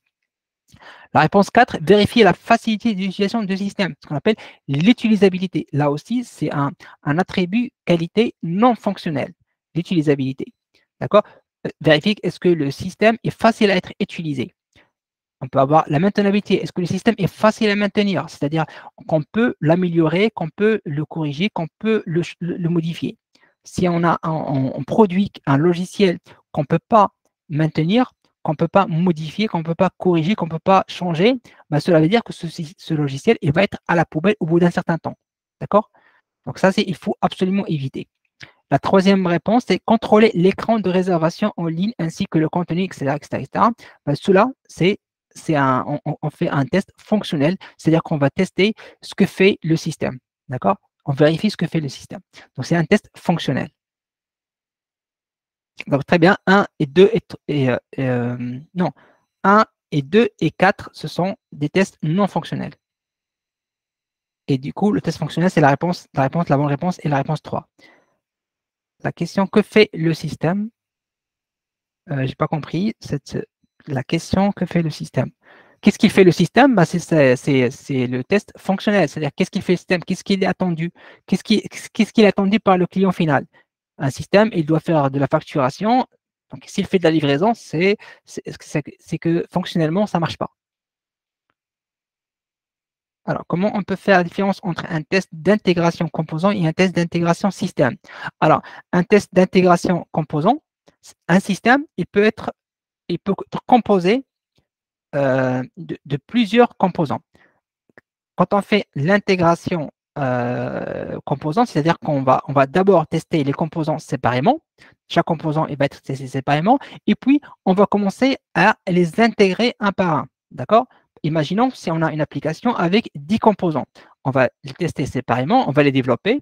En général, on ne va pas les développer d'un seul coup et après on va les intégrer, mais on va les développer un par un. Donc, on va développer le premier, après on va développer le deuxième, ainsi de suite. On va les tester séparément. Et puis, on va commencer à les intégrer. D'accord? Ce qu'on appelle les tests d'intégration. L'objectif du test d'intégration est de vérifier comment ces composants s'interagissent entre eux. On va tester un peu la communication entre les composants. En général, on teste les interfaces entre les composants. D'accord? Et comme stratégie, il y a plusieurs stratégies. Soit on intègre l'ensemble des composants one-shot, ça c'est à éviter. C'est une stratégie qui est dangereuse parce que on risque d'avoir des bugs, mais on ne sait pas, ça sera difficile à trouver l'origine du problème. D'accord? L'autre stratégie, c'est que on va commencer du bas vers le haut, c'est-à-dire qu'on on va d'abord intégrer le logiciel qui appelle le composant qui appelle aucun autre composant, et puis on va intégrer celui qui appelle celui-là, et ainsi de suite jusqu'à la fin. D'accord? Donc on va faire une sorte d'arbre, un sorte de graphe où on va poser les différents composants et on va voir qui appelle qui et on va les intégrer ainsi. D'accord? Donc, il y a plusieurs façons de faire, mais les tests d'intégration, c'est toujours, on teste les interactions entre les composants. D'accord? C'est pour ça que chaque composant, il a ce qu'on appelle un contrat d'interface. D'accord? Et nous, on va se baser sur le contrat d'interface pour vérifier que les deux composants ou plusieurs composants, ils communiquent très bien entre eux. Voilà, il y a Big Bang, ça c'est très bien. Donc si on intègre l'ensemble des composants one shot, on peut avoir ce qu'on appelle Big Bang. Et ça, c'est quelque chose à éviter. Parfois, on le fait si on a des contraintes de temps, c'est-à-dire qu'on n'a pas le temps de tester un par un, etc. Donc on va intégrer l'ensemble des composants et on espère que ça va bien marcher. Alors, on va passer à la question 15. À quoi servent les tests de confirmation? Donc, on en a déjà parlé, donc je pense que la réponse sera simple pour vous.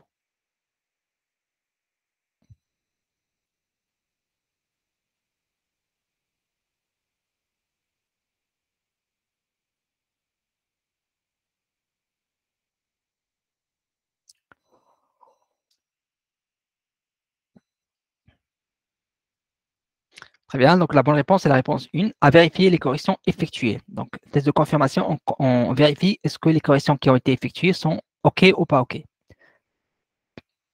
Et je vois, il y a la réponse 2, à éviter qu'une tâche de test soit injustement jugée terminée. Alors ça n'a rien à voir.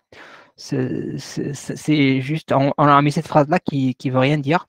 À éviter qu'une tâche de test soit injustement jugée terminée. Donc ça, c'est plutôt quand on fait le contrôle du test, dans le processus de test, on vérifie à la fin, on évalue ce qu'on a fait comme test et à la fin, on vérifie les critères de sortie. Est-ce que c'est bon? On peut arrêter de tester, oui ou non? D'accord? Si vous vous souvenez, on a mis ça dans le plan de test. Et la réponse 3, à s'assurer que les défauts n'ont pas été introduits par une modification.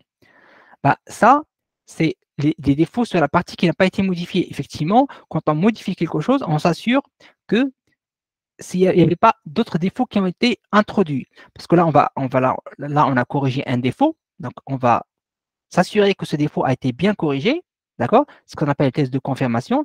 Et les tests de régression, si je vous ai dit les tests de régression dans la question, la bonne réponse est la réponse 3. S'assurer que les défauts n'ont pas été introduits par une modification.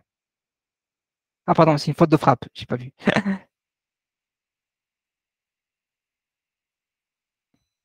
Bah, Recette, c'est test, simplement. Recette, ce n'est pas un terme que vous allez voir à l'STQB. Hein. Ce n'est pas un terme qu'on utilise à l'STQB. C'est un terme que vous allez voir peut-être dans la vie de certains projets, sachant que maintenant, on entend beaucoup moins de ce terme, on l'utilise beaucoup moins. Donc, la partie recette, ce n'est pas quelque chose qui est très utilisé. Il était très utilisé dans le cycle en V. Maintenant, avec l'agilité, on l'utilise beaucoup moins. Mais vous n'allez pas avoir cette question à l'examen. Exercice 16, dans quel cas pourrait-on utiliser le test de maintenance? Donc, la bonne réponse est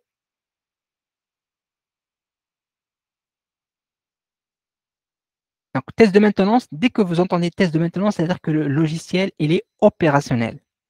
D'accord? Et la bonne réponse est la réponse 4 pour les modifications, migrations ou suppressions de logiciels au système opérationnel.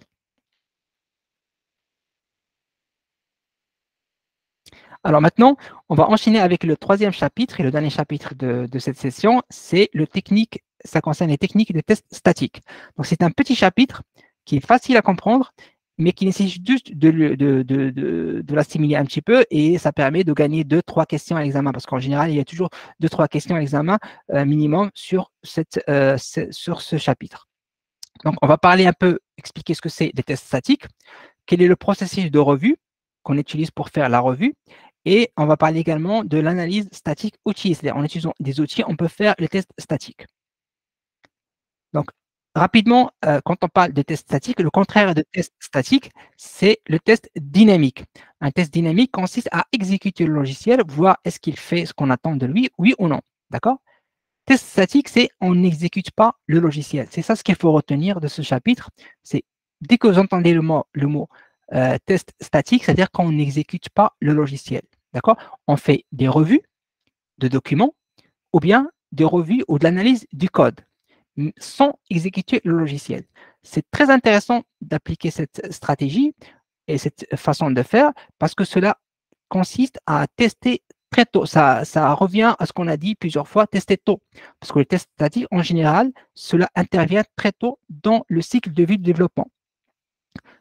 Du coup, le testeur, il doit intervenir en amont du projet en faisant la relecture de certains documents, le cahier de charge, les spécifications fonctionnelles, les spécifications techniques, etc. Comme ça, il pourra faire ses remarques, trouver parfois des problèmes, des défauts, et ces défauts vont être corrigés en amont du projet, et du coup, ça va les empêcher de se propager dans le cycle de vie de développement et même dans le cycle de vie tout court du produit. Donc, l'intérêt et les bénéfices de faire des tests statiques, c'est détecter et corriger, anticiper ces défauts, gagner du temps parce que plus on trouve les défauts en amont, en anticipé, on va gagner du temps. On va gagner du temps pour développer des défauts parce que, imaginons si on introduit un défaut dans le cahier de charge, bah, le développeur va se baser sur ce cahier de charge pour développer, et du coup, il va développer quelque chose qui va être buggé.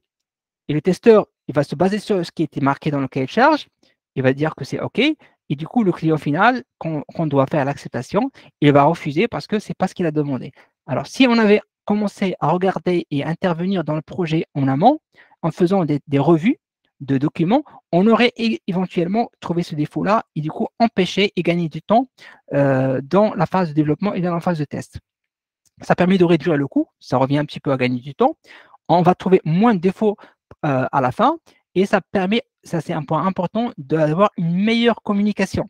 C'est-à-dire que quand on fait des tests statiques, juste pour votre information, le terme test statique, vous n'allez pas le trouver dans la vraie vie de ce métier-là. On l'utilise beaucoup dans ISTQB, mais dans la vraie vie, on va parler plutôt des revues, on va parler de refinement, on va parler d'autres termes qui vont remplacer ce terme test statique. On va parler d'analyse du code avec des outils. Parmi les outils qu'on utilise souvent, l'un des outils qui est phare, c'est Sonar.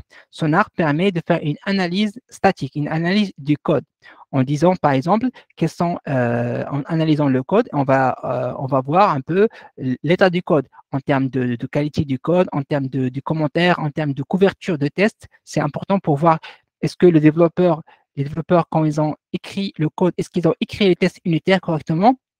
Pas correctement en termes de contenu, mais au moins en termes de couverture. Est-ce que en termes de, le code, en termes de maintenabilité, respecte les normes, oui ou non? Est-ce que en termes de portabilité, ce code-là, il peut être, on peut faire de la portabilité avec, oui ou non? Est-ce qu'en termes de sécurité, on n'a pas des problèmes de sécurité en termes de nommage, en termes de règles de programmation, il n'y a aucun problème. Donc tout ça, grâce à des outils qu'on peut utiliser comme Sonar, on peut avoir ces réponses-là. Donc les bugs qu'on va trouver avec l'analyse statique sont des bugs qu'on ne va pas forcément pouvoir les trouver avec les tests dynamiques qu'on pourra faire plus tard. Donc, d'où l'intérêt. Donc, les tests statiques sont pas, ils viennent pour compléter les tests dynamiques et non pour les remplacer.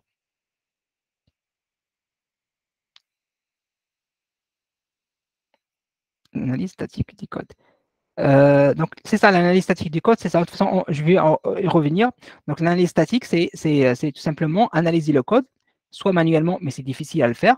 Mais ça arrive si on a un petit bout de code, quand on fait une demande, quand on fait une petite modification, en général, on demande toujours à notre développeur de regarder le code, de le lire, voir est-ce que on respecte un peu les bonnes pratiques de développement, oui ou non. Donc ça, c'est une partie courante, puisque dans le framework Scrum, par exemple, à chaque modification, on demande toujours à un autre développeur de relire le code et s'assurer qu'il n'y a pas, de problème au niveau des bonnes pratiques. Pas forcément que le code il marche correctement, mais également en termes de la manière comment ça a été codé. D'accord? Donc ça existe. Mais en règle générale, puisque parfois le code, ça peut comporter des milliers et des milliers de lignes, on utilise des outils spécifiques qui permettent de vérifier le code sans l'exécuter. J'insiste beaucoup sur on ne l'exécute pas. On va l'analyser et s'assurer est-ce que, en termes de maintenabilité, est-ce que ce code-là il peut évoluer dans le futur, en termes de portabilité, en termes d'utilisabilité, en termes de sécurité, un peu les attributs qualité qu'on a parlé, dont on a parlé tout à l'heure, bah, grâce à des outils, on pourra les vérifier. D'accord? Et également, un point très important qu'on utilise souvent, c'est qu'on utilise comme un quality gate pour accepter ou ne pas accepter le code, c'est la couverture de test. Est-ce que les développeurs, quand ils ont écrit le code, est-ce qu'ils ont écrit également des tests de couverture pour couvrir ce code-là, des tests unitaires? Et en général, on applique un ratio, comme on dit que 80% du code doit être couvert par le test unitaire. Et comment on va vérifier ça? On ne va pas aller checker ligne par ligne. On a des outils qui permettent de le faire. Alors, pour faire des revues, on a ce qu'on appelle un processus de revue. Parce que les revues de documents ou du code, mais principalement des revues de documents comme cahier de charge, comme les documents de conception, etc., ils font l'objet des revues. Ça peut être des revues informelles. Je suis un product owner, j'écris un user story, je demande à un autre PO de relire rapidement quand il a le temps, donc ça va être informel, comme ça peut être très formel. Par exemple, quand on a une relation de sous-traitance, en général entre une entreprise qui demande, qui a le besoin, et une entreprise qui va le développer, en général, on fait plutôt des revues formelles pour que le fournisseur ou le client présente le besoin ou présente la solution. On passe un moment pour relire le document et après on fait des feedbacks, on corrige ce qui est à corriger, etc. Du coup, ça s'appelle une revue formelle. Et tout dépend de la criticité de l'élément à revoir, la maturité des processus qu'on a au niveau développement et de test, et aussi le contexte de projet. Comme j'ai dit, la sous-traitance, en général, on fait des revues plutôt formelles. Donc, pour des revues qui sont plutôt formelles, on a 6 phases selon le syllabus ISTQB. Ces phases, il faut les connaître. Il faut les connaître dans l'ordre, parce qu'en général, vous aurez des questions où on peut vous mettre des phases, soit des intrus dans l'ordre, ou bien on vous les met dans le désordre. Faites attention à ça, il faut les connaître dans l'ordre. Donc, il y a la première phase, c'est la planification. Une revue formelle, il faut la planifier. Comme à chaque fois, je dis, à chaque chose, il faut planifier. Il faut faire la planification. Donc, la planification, on va dire qu'est-ce qu'on va revoir, quel document on va revoir, quelles sont les personnes à inviter, Parce qu'on ne va pas inviter la terre entière, tout le projet, si on a juste, on doit faire la revue d'un document technique, on ne va pas inviter les gens qui font du fonctionnel, ça n'a pas de valeur. Donc, il faut inviter les bonnes personnes. Il faut également allouer du temps pour ça, parce que ça demande du temps dans le projet. Donc, il faut allouer un temps dans le projet, un temps qui dit temps, dit un coût derrière pour faire des revues. Il faut également écrire quels sont les critères d'entrée et les critères de sortie. Dans n'importe quelle planification, indépendamment des tests, il faut toujours écrire les critères d'entrée et les critères de sortie. Quand est-ce qu'on va commencer la revue et quand est-ce qu'on va l'arrêter. Puis, on va envoyer, ce qu'on fait le lancement, on va envoyer les invitations, par exemple par mail, on va envoyer un mail en mettant les personnes en copie qui seront conviées, en expliquant l'objectif de cette revue, pourquoi vous êtes invité pour participer à cette revue, et en mettant en pièce jointe le document à revoir. Chacun, il va travailler individuellement pour relire le document, ce qu'on appelle la préparation individuelle. Et puis, chacun, il va noter les défauts éventuels, les problèmes, les commentaires, etc. Et le jour J, il y aura la quatrième phase, l'examen, l'évaluation, l'enregistrement des résultats. On va en discuter, on va enregistrer s'il y a des défauts, s'il y a des bugs, et puis chacun, on va faire le retravail. Le retravail, c'est corriger les bugs qui ont été soulevés par la revue. D'accord? Et puis, on va faire le suivi pour s'assurer que ces bugs ont été bien corrigés et que la nouvelle version de document qui a été revue contienne les bonnes réponses et que tout le monde est aligné par rapport à ça. Et bien évidemment, avant de clôturer le processus, il faut qu'on s'assure que les critères de sortie qu'on a définis à la planification ont été bien respectés. Donc voilà. Donc ce qu'il faut garder à l'esprit, comprendre ce qui se cache dans chaque phase de ce processus de revue, les connaître dans l'ordre, ça c'est très important également. Donc, je finis par l'analyse statique outillée. Je suis désolé, j'ai un peu dérapé, mais c'est important de répondre aux questions, même si je ne voulais pas le faire initialement. Mais c'est important également de répondre à vos questions. Donc, l'analyse statique outillée, comme je l'ai dit tout à l'heure, donc ça permet de faire une analyse du code, mais j'insiste, sans l'exécuter. D'accord? On a des outils, comme je l'ai dit tout à l'heure, et un des exemples des outils qu'on utilise souvent dans le marché, c'est Sonar Cloud, SonarCube. Donc, un autre point, la compilation. Pour ceux qui comprennent un peu ce terme, la compilation, c'est transformer le code qui est écrit en langage humain en langage machine. Et la compilation, il peut être révélateur, il peut nous révéler certains bugs. D'accord? La compilation est considérée comme un outil, comme une façon de faire des tests statiques outillés. Parce que la compilation, on n'exécute pas le logiciel. On transforme le code d'un langage humain à un langage machine. Donc, l'avantage de faire l'analyse statique outillée avec des outils, ça permet de trouver des défauts, des bugs qui sont difficiles à trouver avec des tests dynamiques, comme je l'ai déjà dit. Donc, par exemple, la violation des règles de sécurité, de la programmation, une maintenabilité qui est difficile, un code mort, parfois, et ça, on l'a souvent, un code mort qui n'est jamais appelé, qui n'est jamais utilisé. D'accord? Et ça n'a pas de sens d'avoir dans une application un code qui n'est jamais appelé, qu'on appelle un code mort. Donc, grâce à cette analyse outillée, on peut voir quel est le code qui n'est jamais appelé, qui n'est jamais utilisé, ce qu'on appelle un code mort. Pareil, des variables qui n'ont jamais été utilisées. Des boucles infinies, ça peut être un problème que quand vous allez faire des tests fonctionnels ou non fonctionnels, plus tard, vous allez exécuter le logiciel et vous n'allez pas comprendre d'où ça vient le problème. Alors que le problème, ça vient parce qu'il y a une boucle infinie dans le code qui est difficile à détecter avec un test dynamique. Du coup, l'intérêt de tests statiques est très important parce que ça permet de compléter les tests dynamiques que vous allez faire plus tard. Donc, on va enchaîner avec les questions. Exercice 17, je vous laisse lire.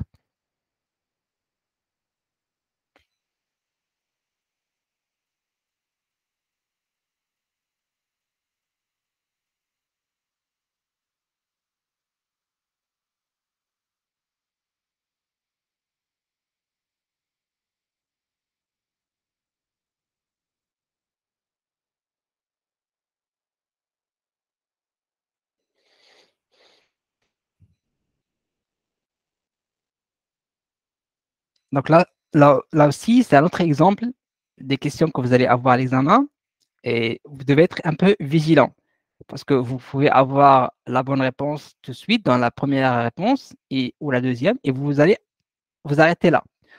D'accord? Donc là, je vois que vous avez répondu B et D. Donc, quelle est la meilleure réponse à votre avis? Donc, c'est la réponse et D. Pourquoi? Parce que, quelle est la question? Donc, quels sont les éléments qui vont être examinés avec une technique de revue?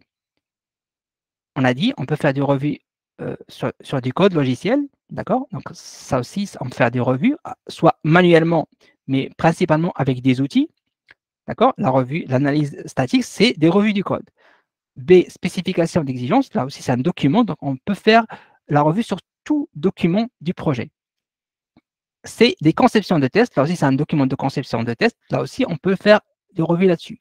Donc, la bonne réponse est D, tous les éléments cités ci-dessus. Faites attention, ne vous arrêtez pas à la première bonne réponse. Il faut lire toutes les réponses. Alors, on passe à la question 18.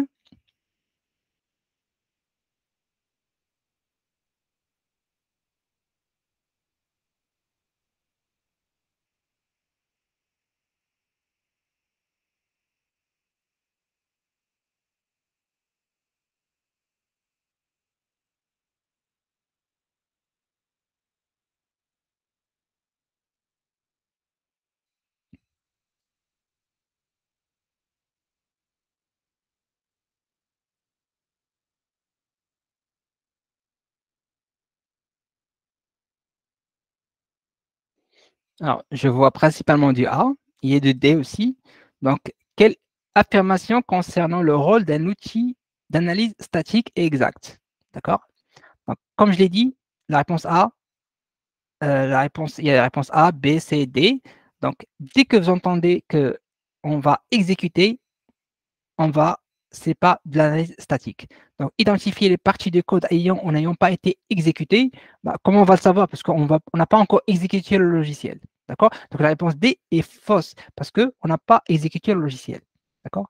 B, pouvoir détecter des fuites de mémoire. Donc, c'est un autre type de test, plutôt dynamique. Il faut exécuter le logiciel pour savoir est-ce qu'il y a des fuites de mémoire, oui ou non. B, comparer les résultats attendus et les résultats obtenus. Donc, ça, c'est l'objectif de chaque test, c'est comparer les résultats. Ça fait partie du processus de test. D'accord? Donner des informations sur la qualité de code sans l'exécuter, c'est la bonne réponse. Exercice 19. Quelle affirmation sur l'analyse statique est juste?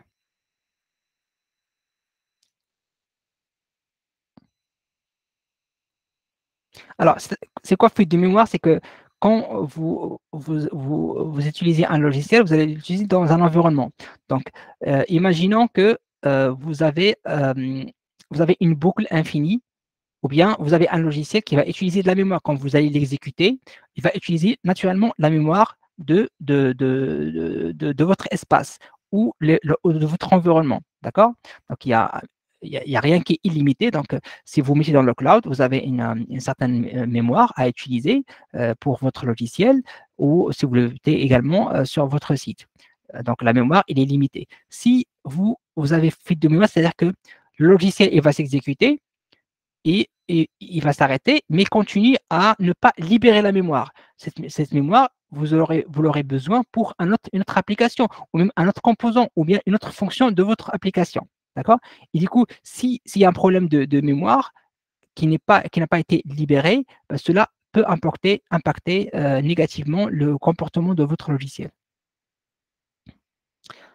Alors là, quelle affirmation sur l'analyse statique est juste? L'analyse statique permet de trouver des défauts qui seraient difficiles à trouver avec des tests dynamiques. Donc, la bonne réponse est effectivement A. La réponse B, la compilation n'est pas une forme d'analyse statique, c'est tout le contraire. La compilation est une forme d'analyse statique. C, c'est les bien réalisés. L'analyse statique rend les tests fonctionnels redondants, c'est faux.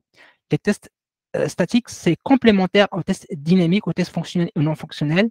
La réponse D, l'analyse statique trouve toutes les fautes, c'est faux. Il trouve des fautes, des défauts, mais pas toutes les fautes. Sinon, si c'était le cas, on aurait dit, bah, on fait que de l'analyse statique, ça suffit. Alors, dernière question avant de terminer. Donc là, je vous ai mis une question qui est aussi un très bon exemple que ce que vous allez avoir éventuellement à l'examen. Voilà, donc je vous laisse lire et après on reprendra.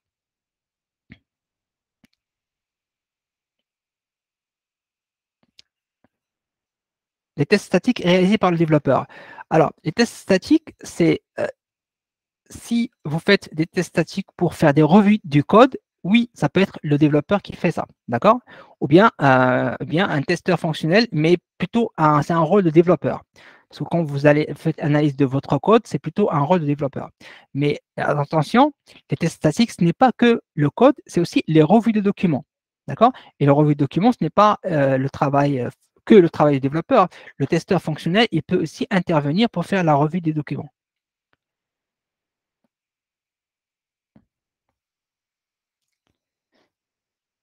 Alors là, cette question, il demande un peu plus d'attention et de technicité. Parce que là, on vous donne plusieurs déclarations et on vous dit dans les réponses quelles sont les déclarations qui sont bonnes et quelles sont qui sont fausses. Donc, il faut bien, là, vous allez prendre un peu plus de temps que 20 ou 30 secondes pour bien lire et bien dire quelles sont les déclarations qui sont bonnes et qui sont mauvaises.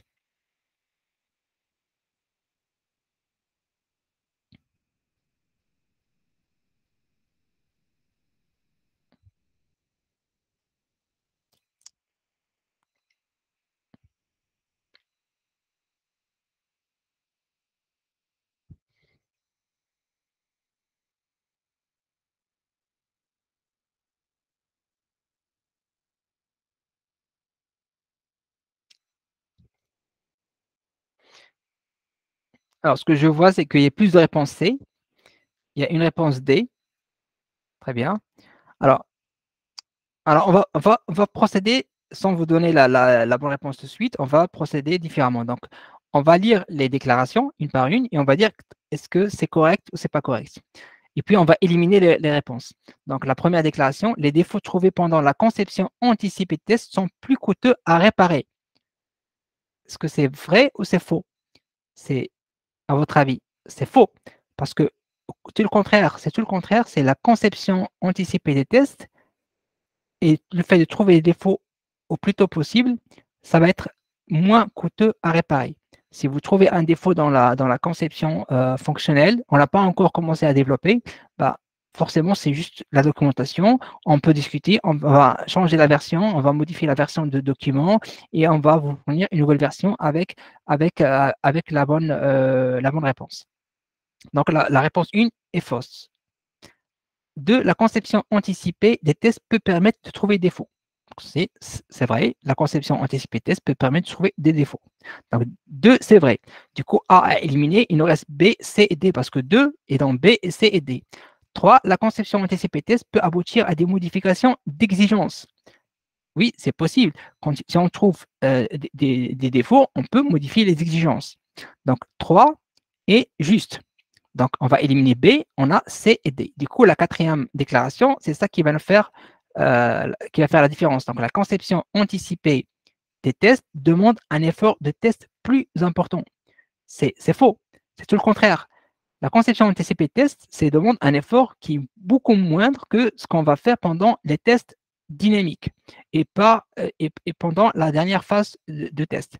Donc, la conception anticipée des tests demande un effort de test moins important. D'accord? Donc, la quatrième réponse pardon, est fausse. Parce que la condition demande un effort de test moins important ce qu'on a si on le fait plus tard. D'accord? Donc, la meilleure réponse est la réponse C. Parce que 2 et 3 sont justes et 1 et 4 sont fausses.